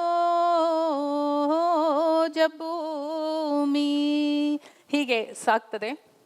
ಆ ಬಾಳೋ ನಂಗಡ ಎಲ್ಲರೂ ಬಾಳಲಿ, ದೇವ ಬಾಳೋ ಮಾದೇವ ಈ ಜಗತ್ತಿನ ಸೃಷ್ಟಿಕರ್ತ ಬಾಳಲಿ, ಹಾಗೆ ಪಟ್ಟೋ ಬಾಳೋ ಸೂರ್ಯ ಇಡೀ ಲೋಕದ ಪಟ್ಟದಲ್ಲಿರುವಂತಹ ಸೂರ್ಯ ನೀನು ಬಾಳು, ಕೂಡೆ ಬಾಳೋ ಚಣ್ಣೂರ ಚಂದ್ರ ನೀನು ಬಾಳುವಂತಾಗಲಿ, ಭೂಮಿ ಬಾಳೋ ಜಭೂಮಿ ನನಗೆ ಜನ್ಮ ನೀಡಿರುವಂತಹ ಈ ಜನ್ಮಭೂಮಿ ಬಾಳಲಿ. ಹೀಗೆ ಒಂದು ರೀತಿಯಲ್ಲಿ ಎಲ್ಲರನ್ನೂ ಒಳಗೊಳ್ಳುವಂತಹ ಒಂದು ಮೌಲ್ಯ, ಎಲ್ಲರೂ ಕೂಡ ತಾನು ಬಾಳುತ್ತಾ ಇತರರನ್ನ ಬಾಳ್ಯಗೊಳಿಸುವಂತಹ ಮೌಲ್ಯ ಈ ಜನಪದ ಗೀತೆಗಳಲ್ಲಿ ನೀವು ಕಾಣಬಹುದು. ವಸುದೈವ ಕುಟುಂಬಕಂ ಅಂತ ಹೇಳ್ಬೋದು. ಹೌದು, ಇಂತಹ ಒಂದು ಶ್ರೇಷ್ಠವಾದಂತಹ ತತ್ವ ಕೊಡವ ಜನಪದ ಗೀತೆಗಳಲ್ಲಿ ಅಡಕವಾಗಿದೆ. ಈ ಬಾಳೋ ಪಾಟಿನಲ್ಲಿ ಕೇವಲ ದೇಶಕಟ್ಟು ಪಾಠ ಮಾತ್ರ ಅಲ್ಲ, ಮರಣದ ಸಂದರ್ಭದಲ್ಲಿ ಹಾಡುವಂತಹ ಚಾವು ಪಾಠ ಇದೆ, ಪೊಲಚಿ ಪಾಠ ಇದೆ, ಮದುವೆ ಸಂದರ್ಭದಲ್ಲಿ ಹಾಡುವಂತಹ ಮಂಗಲ ಪಾಠ ಇದೆ, ಹಾಗೆ ಜನಪದ ವೀರರನ್ನ ಕುರಿತು ಕೇಳಿಪೋನ ಎಂಡ ಪಾಠ ಅಂತ ಇದೆ, ಕಾವೇರಿಯ ಹಾಡು ಕೂಡ ಇದೆ. ಹೀಗೆ ಬೇರೆ ಬೇರೆ ಸಂದರ್ಭಗಳಲ್ಲಿ ಪುತ್ತರಿ ಪಾಠ, ಪುತ್ತರಿ ವಿಚಾರವಾಗಿ ಹೇಳಿದ್ರು. ಪುತ್ತರಿಯ ಸಂದರ್ಭದಲ್ಲಿ ಆ ಹಬ್ಬದ ಆಚರಣೆ ಹೇಗೆ ಬಂತು, ಹಬ್ಬದ ಸಿದ್ಧತೆ ಹೇಗೆ, ಇದೆಲ್ಲವನ್ನ ಕುರಿತಂತಹ ಪುತ್ತರಿ ಪಾಠ ಇದೆ. ಹೀಗೆ ಅಪಾರವಾದಂತಹ ಸಾಹಿತ್ಯಕ ಮೌಲ್ಯವನ್ನ ಹೊಂದಿರುವಂತಹ ಎಲ್ಲ ಗೀತೆಗಳ ಸಂಗ್ರಹ ನೀವು ಎಲ್ಲಿ ನೋಡ್ಬೋದು ಅಂತ ಹೇಳಿದ್ರೆ ಪಟ್ಟೋಲೆ ಪಳಮೆಯಲ್ಲಿ ನೀವು ಅದನ್ನ ನೋಡ್ಬೋದು. ಹಾಗೆಯೇ ಕೊಡಗಿನಲ್ಲಿ ಬೇರೆ ಬೇರೆ ನೆಲೆಗಳಲ್ಲಿ ನಿಂತಿರುವಂತಹ ದೈವಗಳು, ಯವ್ವ ಮಕ್ಕ ದೇಬುವ, ಮೂವ ಮಕ್ಕ ದೇಬುವ, ಐವ ಮಕ್ಕ ದೇವತೆಯರ ದೇವ, ಪಾಠ. ದೇವತೆಗಳ ಹಾಡುಗಳಲ್ಲಿ ಇವುಗಳನ್ನೆಲ್ಲ ನೀವು ನೋಡಬಹುದು. ಒಬ್ಬೊಬ್ಬ ದೇವತೆಗಳು ಕೂಡ ಮಾಣಿಕ ಮಲೆನಾಡಿನ ಆ ಕಡೆ ಇರುವಂತಹ ಕಡಲಿನ ಕಡೆಯಿಂದ ನೆಲೆಯನ್ನ ಅರಸ್ತಾ ಕೊಡಗಿಗೆ ಬಂದು ಕೊಡಗಿನಲ್ಲಿ ನೆಲೆ ನಿಂತಹ ದೇವತೆಗಳ ಹಾಡನ್ನು ಕೂಡ ನೋಡಬಹುದು. ಹೀಗೆ ವಿಭಿನ್ನವಾದಂತಹ ವಿಶಿಷ್ಟವಾದಂತಹ ಪರಂಪರೆಯನ್ನ ಹೊಂದಿರುವಂತಹದ್ದು ಕೊಡಗಿನ ನೆಲ, ಅದರೊಂದಿಗೆ ಮೇಳೈಸಿಕೊಂಡಿರುವಂತಹದ್ದು ಕೊಡವ ಭಾಷೆ.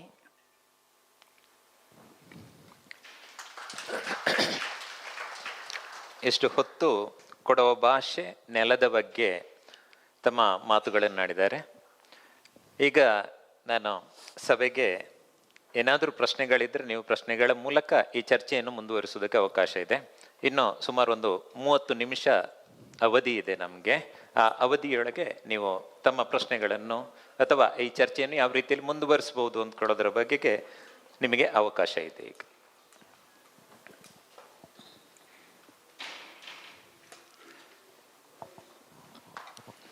ಹಲೋ, ನನ್ನ ಹೆಸರು ರಾಜಯ್ಯ ಅಂತೇಳಿ. ಮೂಲತಃ ನಾನು ಹುಟ್ಟಿದ್ದು ಕೊಡಗಿನಲ್ಲಿ, ಆದರೆ ಕೊಡವರಲ್ಲ. ಆದರೆ ಅದರ ಬಗ್ಗೆ ಭಾಳಷ್ಟು ನಾನು ರೇವತಿ ಮೇಡಮ್ ಹೇಳಿದ ಹಾಗೆ ತುಂಬ ಅಲ್ಲಿ ಕೆಲಸ ಮಾಡಿದ್ದೇನೆ. ಸಿಂಡಿಕೇಟ್ ಬ್ಯಾಂಕಲ್ಲಿ ನಾನು ಮಡಿಕೇರಿರುವಾಗ ಭಾಳತ್ತು ಕೊಡಗಿನ ವಿಚಾರವನ್ನು ಕಂಡುಕೊಂಡಿದ್ದೇನೆ. ಸಾಧಾರಣ ಒಂದು 85ರ ದಶಕದಲ್ಲಿ ಕೊಡವರ ಮೂಲ ಎಲ್ಲಿಂದ ಅಂತ ಒಂದು ಲೆಫ್ಟಿನೆಂಟ್ ಜನರಲ್ ನಂದ ಅಂತ ಹೇಳಿ ಅವರೊಂದು ಪ್ರಯತ್ನ ಪಟ್ಟಿರೋದು. ಹಾಗೆ ಅವರ ಮೂಲ ಎಲ್ಲಿಂದ ಬಂದಿದೆ, ಆ ಸಂಸ್ಕಾರ ನಿಮಗೆ ಎಲ್ಲಿಂದ ಬಂತು ಅಂತ ಒಂದು ಏನಾದರೂ ಹೇಳಲಿಕ್ಕೆ ಸಾಧ್ಯ ಉಂಟಾ ರೇವತಿ ಮೇಡಮ್? ಕೊಡವರ ಮೂಲವನ್ನು ಹುಡುಕುವಂತಹ ಪ್ರಯತ್ನಗಳು ಬಹಳ ಹಿಂದಿನಿಂದ ನಡೆದಿದೆ. ಅದು ಯಾಕೆ ನಡೀತಾ ಇದೆ ಅನ್ನೋದೇ ದೊಡ್ಡ ಪ್ರಶ್ನೆ. ಯಾಕೆ ಅಂತ ಹೇಳಿದರೆ, ಬೇರೆ ಯಾವ ಜನಾಂಗದ ಮೂಲವನ್ನು ಹುಡುಕುವಂತಹ ಪ್ರಮೇಯವೇ ಬರಲಿಲ್ಲ. ಯಾಕೆ ಕೊಡವರ ಮೂಲವನ್ನು ಹುಡುಕ್ತಾರೆ ಅನ್ನೋದು ನಿಜವಾಗ್ಲೂ ಒಬ್ಬ ಸಂಶೋಧಕಿಯಾಗಿ ಮತ್ತು ಒಬ್ಬ ಕೊಡವತಿ ಹೆಣ್ಣು ಮಗಳಾಗಿ ನನ್ನನ್ನು ಯಾವತ್ತೂ ಕಾಡುವಂತಹ ಪ್ರಶ್ನೆ ಅದು. ಯಾಕೆ ಅಂತ ಹೇಳಿದರೆ, ಕೊಡವರ ಮೂಲ ಕೊಡಗೆ. ಕೊಡವ ಅನ್ನುವಂತಹ ಹೆಸರಿನಿಂದಲೇ ಹಿಂದೆ ಕೊಡಗನ ಕೊಡವು ಅಂತ ಹೇಳಿ ಕರಿತಾ ಇದ್ರು. ಕೊಡವ ಭಾಷೆಯಲ್ಲಿ ನೀವು ಜನಪದ ಹಾಡುಗಳನ್ನು ಗಮನಿಸಿದರೆ, ಪೊಮ್ಮಾಲೆ ಕೊಡವಲು ಅಂದರೆ ಹೊನ್ನಿನ ಮಾಲೆಯಂತಹ ಕೊಡಗಿನಲ್ಲಿ ಅಂತ ಹೇಳಿ. ಹಾಗಾಗಿ ಅದರ ಹೆಸರಿದ್ದಿದ್ದೇ ಕೊಡವು. ಹಾಗಾಗಿ ಅಲ್ಲಿರುವ ಜನಾಂಗ ಕೊಡವ ಜನಾಂಗ. ಹಾಗಾಗಿ ಆ ಮೂಲ ಅದೇ ಇರಬೇಕೇ ಹೊರತು ಎಲ್ಲಿಂದಲೂ ಬಂದಿದ್ದು ಇದು ಯಾವ ಥಿಯರಿಗಳಿಗೂ ಅರ್ಥ ಇಲ್ಲ ಅಂತ ಹೇಳ್ತೇನೆ. ಯಾಕೆಂತ ಹೇಳಿದ್ರೆ ಜನಪದ ಹಾಡುಗಳಿಗಿಂತ ಬೇರೆ ಆಧಾರಗಳು ನಮಗೆ ಬೇಕಾಗಿಲ್ಲ. ಮತ್ತು ನಮ್ಮ ಹಿರಿಯರು ಹೇಳ್ತಾ ಇದ್ದದ್ದು ಅದೇ, ನಮ್ಮ ನೆಲವೇ ಅದು. ಹಾಗಾಗಿ ಬೇರೆ ದೇಶವನ್ನು ಬೇರೆ ಮೂಲವನ್ನು ಹುಡುಕಬೇಕಾದಂತಹ ಪ್ರಮೇಯವೇ ಇಲ್ಲ ಅಂತ ಬಹಳ ಗಟ್ಟಿಯಾಗಿ ನಾನು ಹೇಳಬಲ್ಲೆ. ಕನಕದಾಸರ ಕಾವ್ಯದಲ್ಲಿ ಬರುತ್ತೆ. ಕನಕದಾಸರ ಸುಮಾರು 500 ವರ್ಷಕ್ಕೆ ಹಿಂದೆ ಆ ಕಾವ್ಯವನ್ನು ಬರೆದಿದ್ದಾರೆ. 56 ದೇಶಗಳ ಪೈಕಿ ಕೊಡಗು ಕೂಡ ಒಂದು. ಅದಕ್ಕೆ ಕ್ರೋಡ ಅಂತ ಹೇಳುವ ಹೆಸರಿದೆ. ಈಗಾಗಲೇ ರೇವತಿಯವರು ಹೇಳಿದಾಗೆ ಮತ್ಸ್ಯ ದೇಶ, ಕ್ರೋಡ ದೇಶ, ಬ್ರಹ್ಮದೇಶ, ಹೀಗೆಲ್ಲ ನಾನಾ ಹೆಸರುಗಳಿಂದ ಪುರಾಣ ಕಾಲದಲ್ಲಿ ಕೂಡ ಕರೆಯಲ್ಪಡ್ತಾ ಇತ್ತು. ಕ್ರೋಡರು ಅಂತ ಅವರಿಗೆ ಹೆಸರು. ಕ್ರೋಡರು ಅಂತ ಹೇಳಿದರೆ ಆ ಕೊಡಗಿನ ಮಣ್ಣನ್ನು ತಮ್ಮ ಉಗುರುಗಳಲ್ಲಿ ಸಮತಟ್ಟು ಮಾಡಿ ಆ ದೇಶವನ್ನು ನಿರ್ಮಿಸಿದ್ರು ಅಂತ ಹೇಳುವಂಥ ಮಾಹಿತಿ ಸ್ಕಾಂದ ಪುರಾಣದಲ್ಲಿ ಬರ್ತದೆ. ಹಾಗಾಗಿ ಕ್ರೋಡರು ಅಂತ ಹೇಳಿದ್ರೆ ಕೊಡಗಿನ ಮೂಲ ಪುರುಷರೇ ಆಗಿರ್ತಾರೆ. ಅವರ ಮೂಲವನ್ನು ಹುಡುಕುವ ಯಾವ ಅವಶ್ಯಕತೆಯೂ ಇಲ್ಲ. ಆ ಮಣ್ಣಿಗೂ ಆ ಮೂಲಕ್ಕೂ ಅದೇ ಕೊಡಗೆ ಮೂಲ ಅಂತ ಹೇಳುವಂಥದ್ದನ್ನು ಯಾವ ಸಂಶಯವೂ ಬೇಡ. ಇನ್ನೊಂದು ನನ್ನ ಪ್ರಕಾರ ಅವರು ಸೇನೆಯಲ್ಲಿ ತಮ್ಮನ್ನು ತೊಡಗಿಸಿಕೊಂಡಿರುವವರು ಅಂದ್ಕೊಳ್ಳೋದಂತೆ ಇದೊಂದು ರಕ್ಷಣೆಗೆ ಬೇಕಾಗಿ ಆ ರೀತಿಯ ಅದು ಕೂಡ ಅದರ ಉಲ್ಲೇಖ. ಹೌದು, ಅವರು ಕ್ಷಾತ್ರ ಸಂತತಿಯವರು ಅಂತ. ಈ ಪಾಂಡವರ ಅನೇಕ ಆಚರಣೆಗಳು ಅವರ ಕೊಡವ ಸಂಸ್ಕೃತಿಯಲ್ಲಿ ಮೇಳೈಸಿಕೊಂಡಿದ್ದು. ನಾನೀಗಾಗಲೇ ಹೇಳಿದಾಗೆ ಪುತ್ತರಿ ಸಂದರ್ಭದಲ್ಲಿ ಮನೆ ಪಾಠ ಅಂತ ಒಂದು ಪದ್ಧತಿ ಇದೆ. ಆ ಕುಲದ ಹಿರಿಯರನ್ನ ಹಾಡ್ತಾ ಬರುವಂಥದ್ದು ಮನೆ ಪಾಠ ಅಂತ. ಅದು ಹುತ್ತರಿಯ ಒಂದು 5 ದಿವಸ ಅವಧಿಯಲ್ಲಿ, ಆ ಹಬ್ಬದ 5 ದಿವಸದ ಅವಧಿಯಲ್ಲಿ ಅವರ ಹಿರಿಯರು ಯಾರು, ಮೂಲ ಪುರುಷರು ಯಾರು, ಅವರು ಎಲ್ಲಿಂದ ಬಂದರು, ಅವರ ಸಂಸಾರ ಹೇಗಿದೆ, ಅವರ ಮನೆತನದ ಹೆಸರೇನು, ಹೀಗೆ ಎಲ್ಲ ವಿವರಗಳನ್ನು ಒಳಗೊಂಡಂತೆ ಆ ಮನೆ ಪಾಠಿದೆ. ಆ ಮನೆ ಪಾಠ ಪೂರ್ವದಲ್ಲಿ ಕೂಡ ಮಹಾಭಾರತ ಕಾಲದಲ್ಲಿ, ಈಗ ನೀವು ಮಹಾಭಾರತ ಓದಿದವರಿಗೆ ಎಲ್ರಿಗೂ ಗೊತ್ತಿರ್ತದೆ, ಆ ಸಂತತಿ ಕ್ಷಯ ಆದಂಥ ಸಂದರ್ಭದಲ್ಲಿ ಆ ಸಂತತಿ ವಿವರಗಳನ್ನು ಹೇಳುವಂಥ ಪದ್ಧತಿ ಮಹಾಭಾರತದ ಕಾಲದಲ್ಲಿ ಕೂಡ ಜನಮೇಜಯರ ಕತೆ ಶುರುವಾಗುವಾಗಲೇ ಶುರುವಾಗ್ತದೆ. ಆ ಹಿಂದಿನ ಇದನ್ನು ಹೇಳಿದ್ರೆ ಈ ಪಾಪ ಹೋಗ್ತದೆ ಅಂತ ಹೇಳುವಂಥದ್ದು. ಮತ್ತು ಅದೊಂದು ಅದೊಂದು ಉದಾಹರಣೆ. ಎರಡನೇದು ನಾನೀಗಾಗಲೇ ಹೇಳಿದಾಗೆ ಬನ್ನಿ ಮರಕ್ಕೆ ಶಸ್ತ್ರಾಸ್ತ್ರಗಳನ್ನ ಕಟ್ಟಿ ನಂತರ ಅವರು ಅಜ್ಞಾತವಾಸ ಮುಗಿಸಿ ಹೋಗುವಂಥ ಸಂದರ್ಭ. ಈಗ ಅಲ್ಲಿ ಕೈಲಿ ಪೊಳ್ದು ಅಂತ ಹೇಳುವಂಥ ಸಂದರ್ಭದಲ್ಲಿ ಒಂದು ಮರ ಇದೆ, ಕಬ್ಬ ಮರ ಅಂತ ಹೇಳೋದು ಅದಕ್ಕೆ. ಅದು ಬನ್ನಿಯದೇ ಒಂದು ತಳಿ. ಆ ತಳಿಗೆ ಆವತ್ತು ಬಾಣ ಬಿಡುವಂಥ ಸಂದರ್ಭ ಇದೆ. ಬಾಣ ಬಿಟ್ಟು ಆವತ್ತಿನಿಂದ ಬೇಟೆ ಪ್ರಾರಂಭ ಆಗ್ತದೆ ಅಂತ ಹೇಳುವಂಥದ್ದು. ಕೊಡವರು ಶಾತ್ರ ನಾನೀಗಾಗಲೇ ಹೇಳಿದಾಗೆ ಕ್ಷತ್ರಿಯ ಸಂತತಿಯವರು. ಬೇಟೆ ಅವರ ಒಂದಾನೊಂದು ಕಾಲದಲ್ಲಿ ಬೇಟೆ ಅವರ ಮೂಲ ಕಸುಬಾಗಿತ್ತು. ಆ ಕ್ಷಾತ್ರ ರಕ್ತ ಅವರ ಮೈಯಲ್ಲಿ ಇರೋದ್ರಿಂದಾನೇ ಇವತ್ತು ಭಾರತೀಯ ಸೇನೆಯಲ್ಲಿ ಕೊಡಗಿನ ಈಗ ನೀವು ಕೊಡಗಿನ 4 ಮನೆಗಳಿಗೆ ಹೋದರೆ ಆ 4 ಮನೆಯಲ್ಲಿ 3 ಮನೆಯಿಂದ ಯೋಧರನ್ನ ಕಳಿಸಿದಂಥ ಉದಾಹರಣೆ ಈಗಲೂ ಇದೆ. ಅದು ಅವರ ರಕ್ತದಲ್ಲೇ ಇರುವಂಥದ್ದು. ಇನ್ನು ಕ್ರೀಡೆ, ನೀವು ಈಗಾಗಲೇ ಕೇಳಿರ್ಬೋದು, ಕೊಡಗಿನಲ್ಲಿ ಅಲ್ಲದೆ ಎಲ್ಲಿಯಾದರೂ ಕೌಟುಂಬಿಕ ಕ್ರೀಡೆ, ಒಂದು ಕ್ರೀಡೆ ಯಾವುದಾದ್ರೂ ಇದೆಯಾ ಅಂತ ನೀವು ಎಲ್ಲಿಯೂ ಹುಡುಕ್ಲಿಕ್ಕೆ ಸಾಧ್ಯ ಇಲ್ಲ. ಅದನ್ನು ನೀವು ಕೊಡಗಲ್ಲಿ ಹುಡುಕ್ಬೋದು. ಅದು ಹಾಕಿ. ಹಾಕಿಗೆ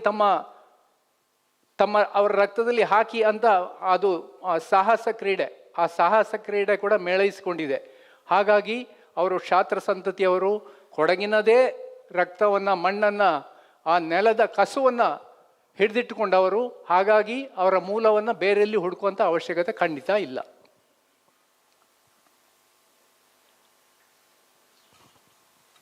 ನಮಸ್ತೆ.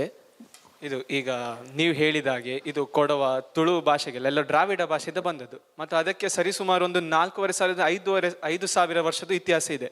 ಹಾಗೆ ಈ 2 ಭಾಷೆಗಳಲ್ಲಿ ನಾವು ನೋಡಿದ್ರೆ ಎಷ್ಟೋ ಸಾಹಿತ್ಯ, ಸಂಶೋಧನೆ, ವಿಚಾರ, ಆಧಾರಗಳೆಲ್ಲ ಬಂದಿವೆ. ಆದರೆ ಈ ಭಾಷೆಗಳು ಇನ್ನೂ ಯಾಕೆ ನಮ್ಮ ಇದು 8ನೇ ಪರಿಚಯದಕ್ಕೆ ಇನ್ನೂ ಬರಲಿ? ಅದಕ್ಕೆ ಯಾವ್ದು ಅಡ್ಡಿಯಾಗಿ ಅದರ ಮೇಲೆ ಸ್ವಲ್ಪ ಬೆಳಕು ಚೆಲ್ಬಹುದಾ ನೀವು? ಮುಖ್ಯವಾಗಿ ಜನಸಂಖ್ಯೆ. ಕೊಡವ ಭಾಷಿಕರ ಜನಸಂಖ್ಯೆ ಇರುವಂಥದ್ದು ಸರಿಸುಮಾರು 1.5 ಲಕ್ಷ. ಆ 1.5 ಲಕ್ಷದಲ್ಲಿ ಕೊಡಗಿನಂಥ ಪ್ರದೇಶದಿಂದ ಹೊರಗೆ ತಮ್ಮ ಬದುಕನ್ನು ಅರಸಿಕೊಂಡು ಹೋದವರು ಮೈಸೂರಲ್ಲಿದ್ದಾರೆ, ಬೆಂಗಳೂರಲ್ಲಿದ್ದಾರೆ, ಮಂಗಳೂರಲ್ಲಿದ್ದಾರೆ, ದೇಶದ ಬೇರೆ ಬೇರೆ ಕಡೆ ಇದ್ದಾರೆ, ಸೇನೆಯಲ್ಲಿದ್ದಾರೆ. ಹಾಗಾಗಿ ಆ ಭಾಷಿಕ ಸಮುದಾಯ ತಮ್ಮದೇ ಒಂದು ಭಾಷೆಯನ್ನು ಬೆಳೆಸಲಿಕ್ಕೆ ಅವರ ಹೊರತಾಗಿ ಬೇರೆ ಯಾರು ಇಲ್ಲದಿರುವ ಕಾರಣ ಇನ್ನೂ ಆ ಸ್ಟೇಜಲ್ಲೇ ಇದೆ. ಆ ಸ್ಟೇಜಲ್ಲಿ ಯಾಕೆ ಇದೆ ಅಂತಂದರೆ ಆ ಓದುವ ಜನಸಂಖ್ಯೆ ಅಷ್ಟೇ ಇದೆ.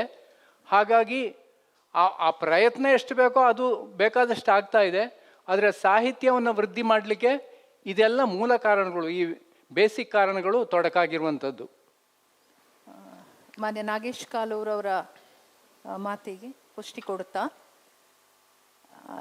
8ನೇ ಪರಿಚಯದಕ್ಕೆ ಸೇರಿಸಲಿಕ್ಕೆ ಜನಸಂಖ್ಯೆ ಒಂದು ಮಾನದಂಡ ಅಲ್ಲ ಅನ್ನೋದು ಈಗಾಗಲೇ ಗೊತ್ತಾಗಿದೆ. ಯಾಕೆ ಅಂತ ಹೇಳಿದರೆ ಸಣ್ಣ ಸಣ್ಣ ಸಮುದಾಯಗಳು ಆಡುವಂತಹ ಭಾಷೆಗೆ ಕೂಡ 8ನೇ ಪರಿಚ್ಛೇದದಲ್ಲಿ ಸ್ಥಾನ ಈಗಾಗಲೇ ಸಿಕ್ಕಿದೆ. ಹಾಗಾಗಿ ಜನಸಂಖ್ಯೆಯ ಆಧಾರದಲ್ಲಿ ಹಿಂದೇಟು ಹಾಕ್ತಾ ಇದ್ದಾರೆ ಅಂತ ಹೇಳೋದು ಎಲ್ಲೋ ಒಂದು ಕಾರಣ, ಅದು ತೀರಾ ನಗಣ್ಯವಾದಂತಹ ಕಾರಣ ಇರಬಹುದು ಅಂತ ಅನಿಸುತ್ತೆ. ಮುಖ್ಯವಾಗಿ ಬೇಕಾದದ್ದು ರಾಜಕೀಯ ಇಚ್ಛಾಶಕ್ತಿ.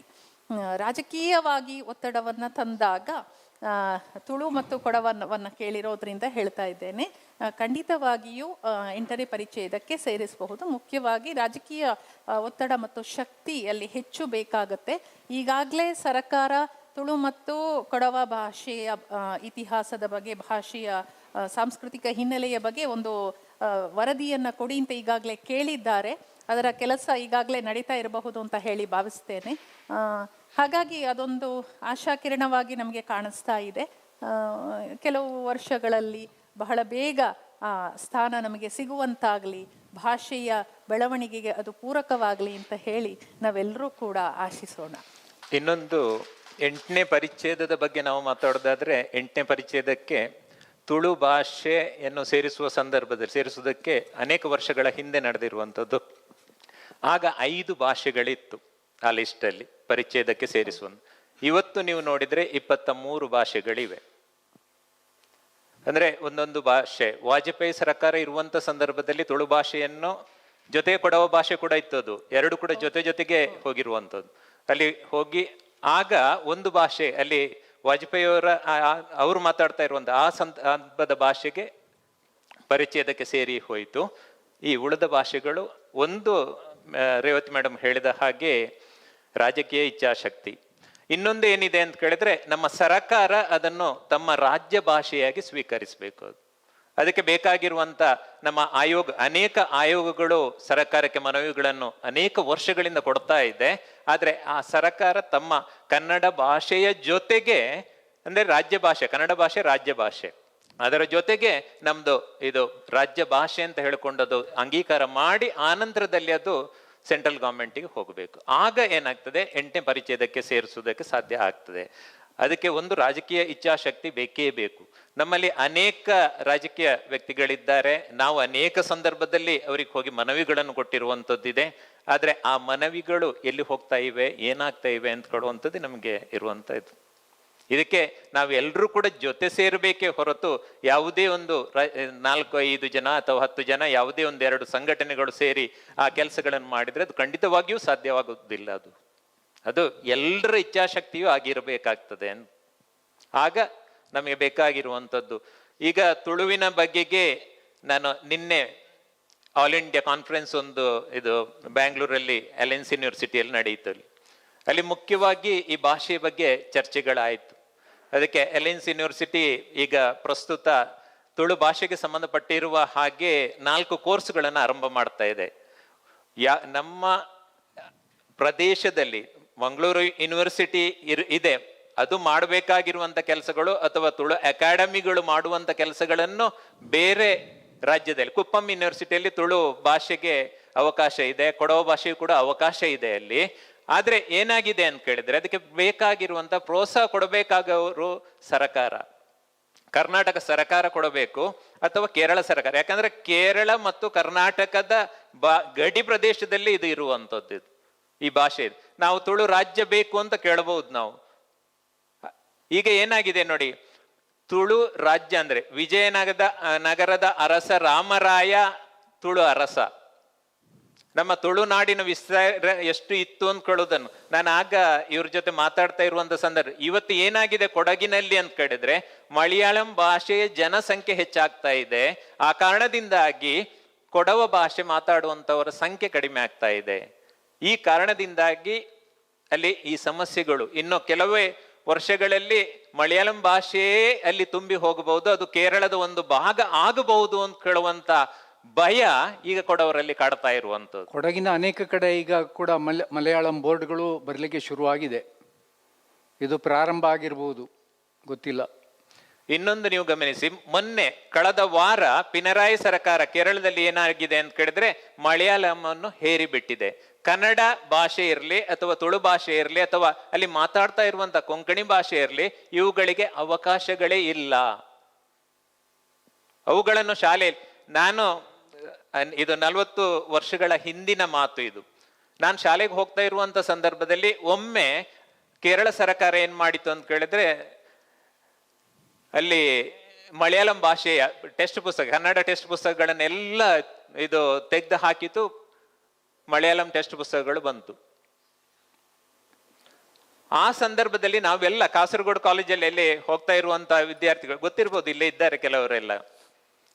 ನಾವೆಲ್ಲ ಏನ್ ಮಾಡಿದೆವು, ಆ ಮಲಯಾಳಂ ಟೆಕ್ಸ್ಟ್ ಪುಸ್ತಕಗಳನ್ನೆಲ್ಲವನ್ನು ಕೂಡ ರಸ್ತೆಗೆ ತಂದು ಸುಟ್ಟು ಪ್ರತಿಭಟನೆ ಮಾಡಿದೆವು. ಆ ನಂತರದಲ್ಲಿ ಸರ್ಕಾರ ತಣ್ಣಗಾಯಿತು. ಆಮೇಲೆ ನೋಡಿ ಇತ್ತೀಚೆಗೆ ಈಗ ಏನಾಗಿದೆ, ಮೌನವಾಗಿ ಈ ಕೆಲಸಗಳನ್ನು ಮಾಡ್ತಾ ಇದೆ. ಒಂದು ಭಾಷೆಯ ನಾಶಕ್ಕೆ ಇದು ಕಾರಣ ಆಗ್ತಾ ಇದೆ ಅಂದ್ಕೊಳ್ಳುವಂಥದ್ದು ನನ್ನ ಮಾತು. ನಿಮ್ಮ ಅಭಿಪ್ರಾಯಗಳನ್ನು ಖಂಡಿತವಾಗಿಯೂ ಹೇಳಬಹುದು ನೀವು. ಕೊಡವ ಭಾಷೆ ಅಂತ ಬಂದಾಗ ನಾವು ಆ ಕೊಡವ ಭಾಷೆಯ ಶಿಷ್ಟ ಸಾಹಿತ್ಯಕ್ಕೆ ಬಳಸ್ತಾ ಇರುವಂಥದ್ದು ಕನ್ನಡ ಲಿಪಿ. ಕನ್ನಡ ಲಿಪಿಯ ಪೋಷಕರು ಕೂಡ ಹೌದು ಕೊಡವ ಭಾಷಿಗರು.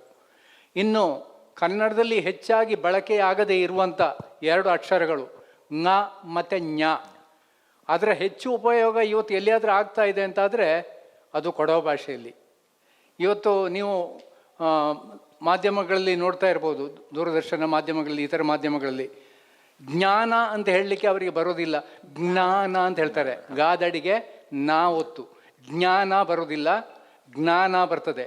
ವಿಜ್ಞಾನಿ ಆಗ್ತಾನೆ, ಅಜ್ಞಾನಿ ಅಜ್ಞಾನಿ ಆಗ್ತಾನೆ. ಕೃತಜ್ಞತೆ ಅಂತ ಹೇಳುವಂಥದ್ದು ಇಲ್ಲವೇ ಇಲ್ಲ. ನಾನು ನಿಮಗೆ ಕೃತಜ್ಞನಾಗಿರ್ತೇನೆ, ಅಲ್ಲಿಗೆ ಮುಗೀತು ಎಲ್ಲ ಕತೆ.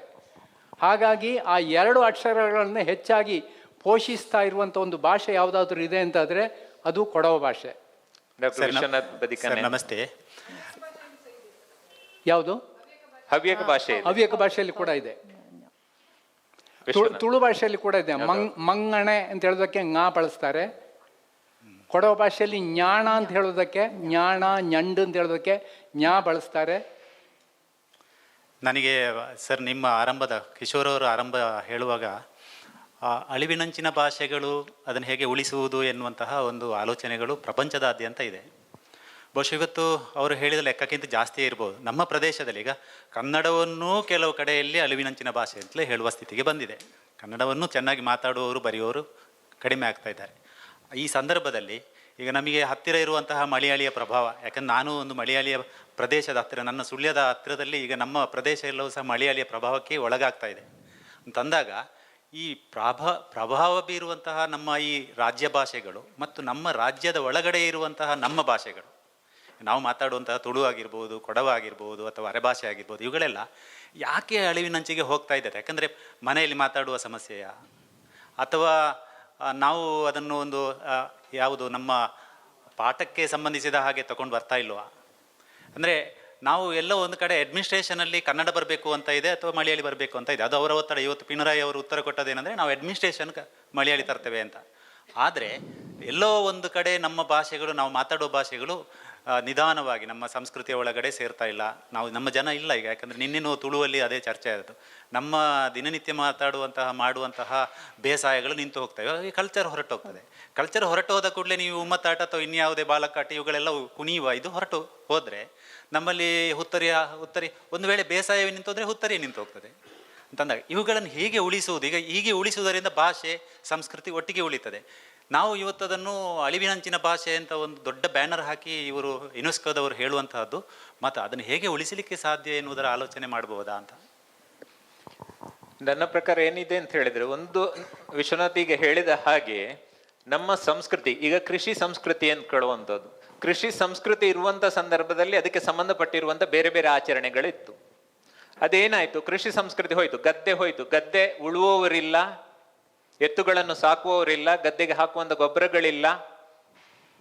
ಇದೆಲ್ಲ ಆಗ್ತಾ ಅಲ್ಲಿ ಮಿಷನರಿಗಳು ಬಂತು. ಮಿಷನರಿಗಳು ಬಂದಾಗ ಒಮ್ಮೆ ಎಲ್ರಿಗೂ ಸಂತೋಷ ಆಯ್ತು, ಖಂಡಿತವಾಗಿಯೂ ಕೂಡ ಕೃಷಿ ಎತ್ತರಕ್ಕೆ ಹೋಗ್ತದೆ ಅಂತ ಕೇಳುವಂತ. ಆ ನಂತರದಲ್ಲಿ ಏನಾಯ್ತು? ಮಿಷನರಿಗಳು ಕೂಡ ಅದು ಬದಿಗೆ ಹೋಯ್ತು. ಆ ಸಂಸ್ಕೃತಿ ನಾಶ ಆಗ್ತಾ ಹೋದ ಹಾಗೆ ಆ ನಂತರದಲ್ಲಿ ಇನ್ನೊಂದೇನಾಯ್ತು ಅಂತ ಕೇಳಿದ್ರೆ, ನಮ್ಮ ಮನೆಯಲ್ಲಿ ಈಗ ನಾವು ಈ ಹಳ್ಳಿಗಳನ್ನು ಗಮನಿಸ್ಬೋದು. ದೊಡ್ಡ ದೊಡ್ಡ ಮನೆಗಳಿವೆ, ಜನಗಳಿಲ್ಲ ಅಲ್ಲಿ. ಎಲ್ಲ ಬೇರೆ ಬೇರೆ ಅಮೆರಿಕದಲ್ಲಿದ್ದಾರೆ ಅಥವಾ ಜರ್ಮನಿಯಲ್ಲಿದ್ದಾರೆ, ಜಪಾನಲ್ಲಿದ್ದಾರೆ. ನಾವು ಕೇಳಿದಾಗ ನಿಮ್ಮ ಮಕ್ಕಳು ಏನ್ ಮಾಡ್ತಾ ಇದ್ದಾರೆ? ನನ್ನ ಮಗ ಇಂಜಿನಿಯರ್, ನನ್ನ ಮಗ ಡಾಕ್ಟರ್, ನನ್ನ ಮಗ ಎಲ್ಲಿದ್ದಾನೆ? ಅಮೆರಿಕದಲ್ಲಿದ್ದಾನೆ ಅವನು. ಇಲ್ಲಿ ನಿಮ್ಮ ಮನೆಯಲ್ಲಿ ನಾನೊಬ್ಬಳೇ ಇರುವಂತ ತಾಯಿ ಹೇಳುವಂತ ಮಾತು ಇದು. ತಂದೆ ತಾಯಿ ಮುದುಕರು. ಆ ನಂತರದಲ್ಲಿ ಏನಾಗಿದೆ? ಆಶ್ರಮಗಳು ಹೆಚ್ಚಾಗುವುದಕ್ಕೆ ಆರಂಭ ಆಯ್ತು.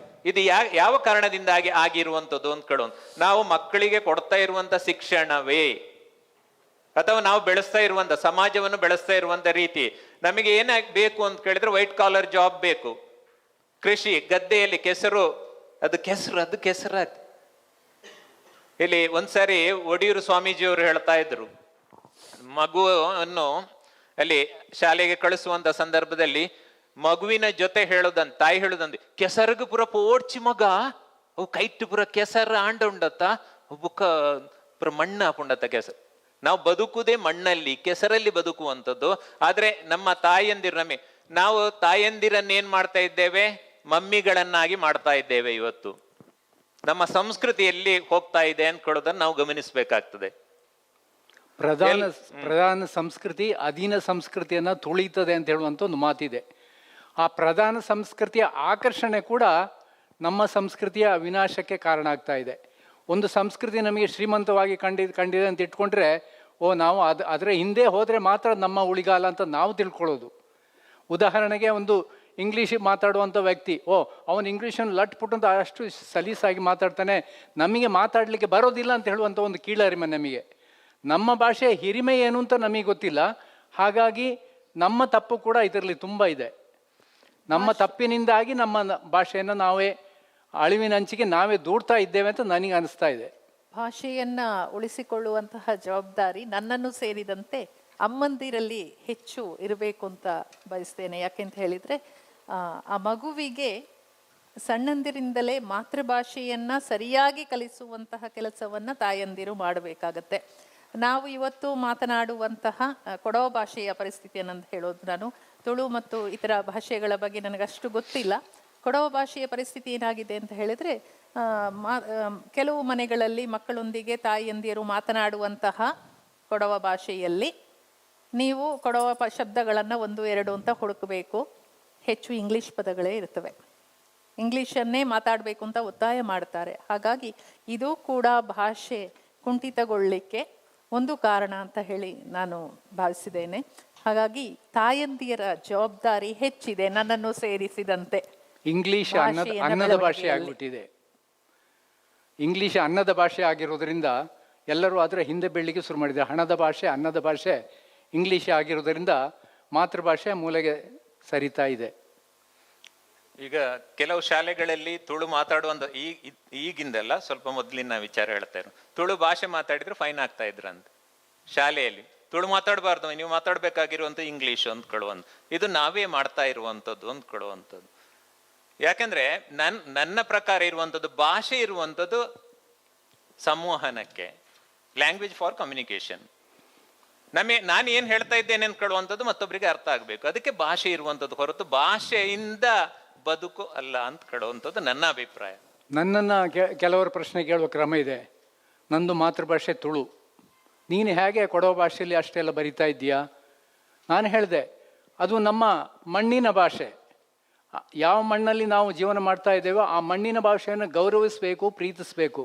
ನನ್ನ ತಾಯಿಯನ್ನು ಮಾತ್ರ ನಾನು ಪ್ರೀತಿಸೋದಲ್ಲ, ನಿನಗೊಬ್ಬಳು ತಾಯಿ ಇದ್ದಾಳಲ್ವ, ಅವಳನ್ನೂ ನಾನು ಪ್ರೀತಿಸಬೇಕು. ಪರಸ್ಪರ ಒಂದು ಭಾಷೆ ಇನ್ನೊಂದು ಭಾಷೆಗೆ ಗೌರವವನ್ನು ಕೊಡಬೇಕು. ನಾವೇನು ಮಾಡ್ತೇವೆ, ಒಬ್ಬ ಇತರ ಭಾಷಿಕ ಬಂದರೆ ಅವನ ಭಾಷೆಯಲ್ಲೇ ನಾವು ಮಾತಾಡಲಿಕ್ಕೆ ನೋಡ್ತೇವೆ, ನಮ್ಮ ಮಾತೃಭಾಷೆಯಲ್ಲಿ ನಾವು ಮಾತಾಡಲಿಕ್ಕೆ ಇಷ್ಟಪಡೋದಿಲ್ಲ. ಅದು ನಮಗೆ ಗೌರವ ಅಲ್ಲ ಅಂತ ನಾವು ತಿಳ್ಕೊಳ್ತೇವೆ. ಅವನ ಭಾಷೆಯಲ್ಲಿ ಮಾತಾಡಿದ್ರೆ ಮಾತ್ರ ಗೌರವ ಅಂತ. ನಮ್ಮ ತಾಯಿಯನ್ನು ನಾವು ಪ್ರೀತಿಸಬೇಕು, ಹಾಗೆ ಇನ್ನೊಬ್ಬರ ತಾಯಿಯನ್ನು ಕೂಡ ನಾವು ಗೌರವಿಸಬೇಕು. ಹಾಗಿದ್ದರೆ ಮಾತ್ರ ಈ ಭಾಷೆಗಳೊಟ್ಟಿಗೆ ಒಂದು ಬಾಂಧವ್ಯ ಬೆಳೀಲಿಕ್ಕೆ ಸಾಧ್ಯ. ಇಲ್ಲದಿದ್ದರೆ ಒಂದೊಂದು ಭಾಷೆಗಳೇ ನಿಧಾನಕ್ಕೆ ಮೂಲೆ ಗುಂಪಾಗೋ ಸಾಧ್ಯತೆ ಹೆಚ್ಚಾಗಿದೆ. ಇವತ್ತಿನೊಂದು ನೀವು ಗಮನಿಸ್ಬೋದು, ನೀವು ಹಿಂದಿಯವರ ಸಂಖ್ಯೆ ಹೆಚ್ಚಾಗ್ತಾ ಇದೆ. ಬಿಹಾರದಿಂದ ಬರುವಂಥವರು, ಪೆಟ್ರೋಲ್ ಪಂಪ್ಗಳಿರ್ಬೋದು, ಹೋಟೆಲ್ಗಳಿರ್ಬೋದು, ಅಥವಾ ಎಲ್ಲ ಕಡೆಗಳಲ್ಲಿ ಕೆಲಸ ಮಾಡುವವರು. ನಾವು ಅವರಿಗೆ ನಮ್ಮ ಭಾಷೆಯನ್ನು, ಕನ್ನಡ ಇರ್ಬೋದು, ತುಳು ಇರ್ಬೋದು, ಕೊಡವ ಇರ್ಬೋದು, ಯಾವುದು ನಾವು ಮಾತಾಡುವಂಥ ಭಾಷೆಯನ್ನು ಕಲಿಸುವಂಥ ಪ್ರಯತ್ನವನ್ನು ನಾವು ಮಾಡ್ತಾ ಇಲ್ಲ. ನಾವು ಮಾತಾಡ್ತಾ ಇರುವಂಥ ಅವನು ಮಾತಾಡುವಂಥ ಭಾಷೆಯಲ್ಲಿ. ಹಾಗಿರುವಾಗ ಅವ ನಮ್ಮ ಭಾಷೆಯನ್ನು ಕಲಿಯುವುದಕ್ಕೆ ಹೇಗೆ ಸಾಧ್ಯ ಇದೆ? ನಾವು ಮಾಡ್ತಾ ಇರುವಂಥ ತಪ್ಪು ಎಲ್ಲಿದೆ ಅಂದ್ಕೊಳ್ಳುವಂಥದ್ದನ್ನು ನಾನು ಕೇಳ್ತಾ ಇರುವಂಥದ್ದು. ನಮ್ಮ ಭಾಷೆಯನ್ನು ನಾವು ಅವರಿಗೆ ಹೇಳಬೇಕಾಗ್ತದೆ, ನಮ್ಮ ಭಾಷೆಯಲ್ಲಿ ಮಾತಾಡಬೇಕಾಗ್ತದೆ. ನೀವು ಹೇಳಿದ್ದನ್ನೇ ನಾನು ಸಮ್ಮರೈಸ್ ಮಾಡ್ತಾ ಇದ್ದೇನೆ. ನಾವು ಆಗಾಗ ಕೊಡಗಿಗೆ ಹೋಗ್ತಾ ಇದ್ದೇವೆ. ಅಲ್ಲಿ ಈಗ ಪ್ಲಾಂಟೇಷನ್ನಲ್ಲಿ ವರ್ಕ್ ಮಾಡೋರೆಲ್ಲ ಅಸ್ಸಾಮೀಸ್. ನಾವು ಈಗ ನಮಗೆ ಎಷ್ಟು ಅಲ್ಲಿ ಅನಿವಾರ್ಯ ಆಗಿದೆ ಅಂದರೆ ಅವನ ಮನೆಗೆ ಹೋಗಿ ಅವನನ್ನು ಕರ್ಕೊಂಡು ಬರುವಂಥ ಸ್ಥಿತಿ ಕೊಡಗಿನಲ್ಲಿದ್ದ ಅವರನ್ನು ಕೇಳಿ. ಅವನ ಭಾಷೆಯಲ್ಲಿ ನೀವು ಮಾತಾಡೋಕೆ ನಾವು ನಮ್ಮ ಭಾಷೆ ಅಲ್ಲ, ಅವನಿಗೆ ಬೇಕಾಗಿ ನಾವು ಹಿಂದಿಯನ್ನು ಉಪಯೋಗ ಮಾಡಿ ನಾವು ಅದನ್ನು ನಮ್ಮ ಕೈ ಭಾಷೆಯೆಲ್ಲ ಕಲಿಸಿಕೊಂಡು ಅವನು ಕಳಿಸ್ತೇನೆ. ಹಾಗೆ ನಾನು ನೆನೆಸೋದು, ಕೊಡಗಿನ ಭಾಷೆಗೆ ಮುಂದೆ ಏನೆಲ್ಲ ಗಣ್ಣತ್ತರ ಬರಲಿಕ್ಕೆ ಸಾಧ್ಯ ಉಂಟು. ನೀವು ಯಾವುದೋ ಕೊಡಗಿನ ಹಳ್ಳಿಗೆ ಹೋಗಿ ಅವರು ಅರ್ಧ ಪೇಟೆಯಲ್ಲಿ ಇರೋರಲ್ಲ ಅವರೇ, ಅಂಗಡಿ ವ್ಯಾಪಾರ ಅವರೇ ಮುಂದಿನ ದಿನಗಳಲ್ಲಿ ಕೊಡಗು ಏನೆಲ್ಲ ಆಗ್ಬೋದು ಅಂತ ಒಂದು ಅನಾಹುತದ ಒಂದು ಕಣ್ಣಿಗೆ ಕಟ್ತದೆ. ರೇವತಿಯವರು ಮೇಡಮ್, ಇದರ ಬಗ್ಗೆ ನೀವು ಸ್ವಲ್ಪ ಯೋಚನೆ ಮಾಡಿ ಹೇಳಿ. ಹೌದು, ಕಾರ್ಮಿಕರ ಸಮಸ್ಯೆ ಇದೆ. ಹಾಗಾಗಿ ಅನಿವಾರ್ಯವಾಗಿ ಅವರನ್ನು ಅವಲಂಬಿಸುವಂತಹ ಪರಿಸ್ಥಿತಿ ಬಂದಿದೆ. ಅದರೊಟ್ಟಿಗೆ ಮತ್ತೊಂದು ಗಮನಿಸಬೇಕು, ಅವರು ಆಡುವಂತಹ ಭಾಷೆಯನ್ನು ನಾವು ಕೈ ಭಾಷೆ, ಇನ್ಯಾವುದೋ ಭಾಷೆಯೋ ಅಥವಾ ಹಿಂದಿ, ಕೊಡವ ಮಿಶ್ರಿತ ಹಿಂದಿ ಕೂಡ ಆಗಿಬಿಟ್ಟಿದೆ. ಆ ರೀತಿ ಭಾಷೆಯನ್ನು ಆಡಿದರೂ ಕೂಡ ಬಂದವರು ಜೀವನೋಪಾಯಕ್ಕಾಗಿ ಕೊಡವ ಭಾಷೆಯನ್ನು ಬಹಳ ಚೆನ್ನಾಗಿ ಕಲಿತು ಮಾತನಾಡುವವರು ಕೂಡ ಇದ್ದಾರೆ. ಪ್ರಕೃತಿಯ ನಿಯಮ ಏನು ಮಾಡಲಿಕ್ಕಾಗೋದಿಲ್ಲ. ಈ ಭೂಮಿ ಎಲ್ಲರಿಗೂ ಇರುವಂತಹದ್ದು, ಬದುಕನ್ನು ಕಟ್ಟಿಕೊಳ್ಳಿಕ್ಕೆ ಎಲ್ಲರೂ ಬರ್ತಾರೆ, ನಾವು ಕೂಡ ಮತ್ತೊಂದು ಕಡೆಗೆ ಹೋಗ್ತೇವೆ. ಅದೆಲ್ಲವನ್ನ ಸಮತೋಲನಗೊಳಿಸುವಂತಹ ಶಕ್ತಿ ಭೂಮಿಗೆ ಇದೆ, ಭೂಮಿ ತಾಯಿಗೆ ಇದೆ. ಅವಳೇ ಒಂದು ದಾರಿಯನ್ನು ಕಂಡುಕೊಳ್ತಾಳೆ. ಮತ್ತು ಸ್ಥಳೀಯವಾಗಿರುವಂತಹ ಕಾರ್ಮಿಕರ ಸಹಾಯವನ್ನು ನಾವು ಕೊಡಗಿನವರು ಹೆಚ್ಚು ತಗೊಳ್ಬೇಕು. ಆ ನಿಟ್ಟಿನಲ್ಲಿ ನಾವು ಕೆಲಸವನ್ನು ಮಾಡಿದಾಗ ಈ ರೀತಿಯ ಅಪಾಯಗಳನ್ನು ತಡೆಗಟ್ಟಲಿಕ್ಕೆ ಒಂದು ಹಂತದಲ್ಲಿ ಸಾಧ್ಯ ಆಗ್ತದೆ ಅಂತ ಅಂದ್ಕೊಂಡಿದ್ದೇನೆ ನಾನು. ಒಂದು ಕಡೆ ನಮ್ಮ ವಾಣಿಜ್ಯ ಬೆಳೆಗಳು, ಅದನ್ನು ನಾವು ಉಳಿಸ್ಕೊಳ್ಬೇಕಾದ್ರೆ ಹೊರಗಿನವ್ರನ್ನ ಅವಲಂಬಿಸಲೇಬೇಕಾಗಿದೆ. ಇನ್ನೊಂದು ಕಡೆ ನಮ್ಮ ಸಂಸ್ಕೃತಿ, ಆ ಸಂಸ್ಕೃತಿಯನ್ನು ಉಳಿಸ್ಕೊಳ್ಬೇಕಾದ್ರೆ ನಮ್ಮತನವನ್ನು ನಾವು ಉಳಿಸ್ಕೊಳ್ಳೇಬೇಕಾಗ್ತದೆ. ಇವೆರಡರ ಮಧ್ಯದಲ್ಲಿ ನಾವೊಂದು ಹೋರಾಟಕ್ಕೆ ಮುಂದಾಗಿದ್ದೇವೆ. ಅದೇ ಈಗೇನು ಬದುಕು ನಡೀತಾ ಇದೆಯೋ ಅದು ಕೂಡ ಒಂದು ಹೋರಾಟವೇ. ಈ ಕಡೆ ಸಂಸ್ಕೃತಿಯನ್ನು ಉಳಿಸ್ಕೊಳ್ಬೇಕು, ಆ ಕಡೆ ನಮ್ಮ ಮಣ್ಣಿನ ವಾಣಿಜ್ಯ ಬೆಳೆಗಳನ್ನು ಕೂಡ ಉಳಿಸ್ಕೊಳ್ಳುವಂಥ ಸಂದರ್ಭ ಇದು. ಒಂದು ಬಹುಶಃ ನನಗನ್ನಿಸ್ತದೆ, ರೇವತಿಯವರು ಹೇಳಿದ ಹಾಗೆ ಇದೊಂದು ಸಂಕ್ರಮಣ ಕಾಲ ಆಗಿರಬಹುದು. ಇದಕ್ಕೆ ಪ್ರಕೃತಿಯ ಉತ್ತರ ಕೊಡ್ಬೋದು ಅಂತ ಕೂಡ ನನಗನ್ನಿಸ್ತದೆ. ನಮಸ್ಕಾರ. ಈ ಸಂವಾದದಲ್ಲಿ ಪ್ರತ್ಯೇಕ ರಾಜ್ಯದ ಬಗ್ಗೆ ಪ್ರತ್ಯೇಕ ರಾಜ್ಯದ ಬೇಡಿಕೆಗೆ ಬಗ್ಗೆ ಸಹ ಒಂದು ಪ್ರಸ್ತಾಪ ಬಂತು. ನನ್ನ ಪ್ರಶ್ನೆ, ಈ ಪ್ರತ್ಯೇಕ ರಾಜ್ಯ ಅನ್ನೋದು ಕೆಲವು ಜನದ ಒಂದು ಪ್ರಚಾರದ ಗೀಳು, ಅಥವಾ ಅಲ್ಲಿಯ ಬಹುಸಂಖ್ಯಾತ ಜನರ ಅವರ ಅನೇಕ ಬೇಡಿಕೆಗಳನ್ನ ಈಡೇರಿಸ್ಕೊಳ್ಳಿಕ್ಕೆ ಈ ಪ್ರತ್ಯೇಕ ರಾಜ್ಯ ಬೇಕು ಅನ್ನುವಂಥ ಕೂಗಿದೆಯೋ? ದಯವಿಟ್ಟು ಇದು ಒಂದು ಸ್ಪಷ್ಟೀಕರಣ ನೀಡಬೇಕಾಗಿ ಕೇಳ್ಕೊಳ್ತೇನೆ. ಈ ಪ್ರತ್ಯೇಕ ರಾಜ್ಯ ಅಂತ ಹೇಳಿದ್ರೆ ಭಾಷೆಯ ಕಾರಣದಿಂದಾಗಿ ಇದು ಬಂದಿರುವಂತ. ನೀವು ಹೇಳಿದ ನನಗೆ ಅರ್ಥ ಆಗ್ತಾ ಇದೆ ಯಾವ ರೀತಿಯಲ್ಲಿ ಅಂದ್ಕೊಳ್ಳುವಂಥದ್ದು.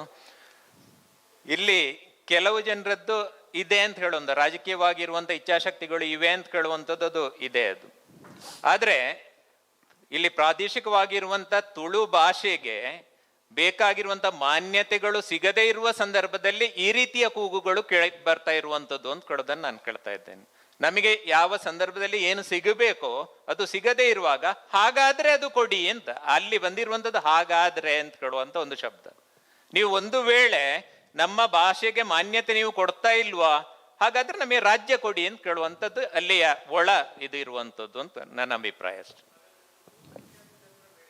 ಹೌದೌದೌದು, ಅದು ಬಹುಸಂಖ್ಯಾತ ಹಾಗಾದ್ರೆ ಅಂತ ಕೇಳುವಂಥ ಶಬ್ದವನ್ನು ನಾವು ಗಮನಿಸ್ಕೊಳ್ಳೇಬೇಕು, ಇನ್ವರ್ಟೆಡ್ ಕಾಮದಲ್ಲಿ ಗಮನಿಸ್ಕೊಳ್ಬೇಕು. ಯಾಕೆಂತ ಕೇಳಿದ್ರೆ ನಮಗೆ ಬೇಕಾಗಿರುವಂಥದ್ದು ನಮ್ಮ ತಾಯಿ ನೆಲಕ್ಕೆ ಬೇಕಾಗಿರುವಂಥದ್ದು, ಆ ಭಾಷೆಗೆ ಬೇಕಾಗಿರುವಂಥ ಅಂಶಗಳನ್ನು ಯಾವತ್ತು ನೀವು ಕೊಡುವುದಿಲ್ವೋ, ಹಾಗಾದ್ರೆ ನೀವು ಏನ್ ಮಾಡ್ಬೇಕು, ನಮಗೆ ತುಳು ರಾಜ್ಯ ನಾವೇ ಮಾಡಿಕೊಳ್ತೇವೆ, ನಮಗೆ ಕೊಟ್ಟು ಬಿಡಿ ಅಂತ ಇದು ಇರುವಂಥದ್ದಲ್ಲಿ.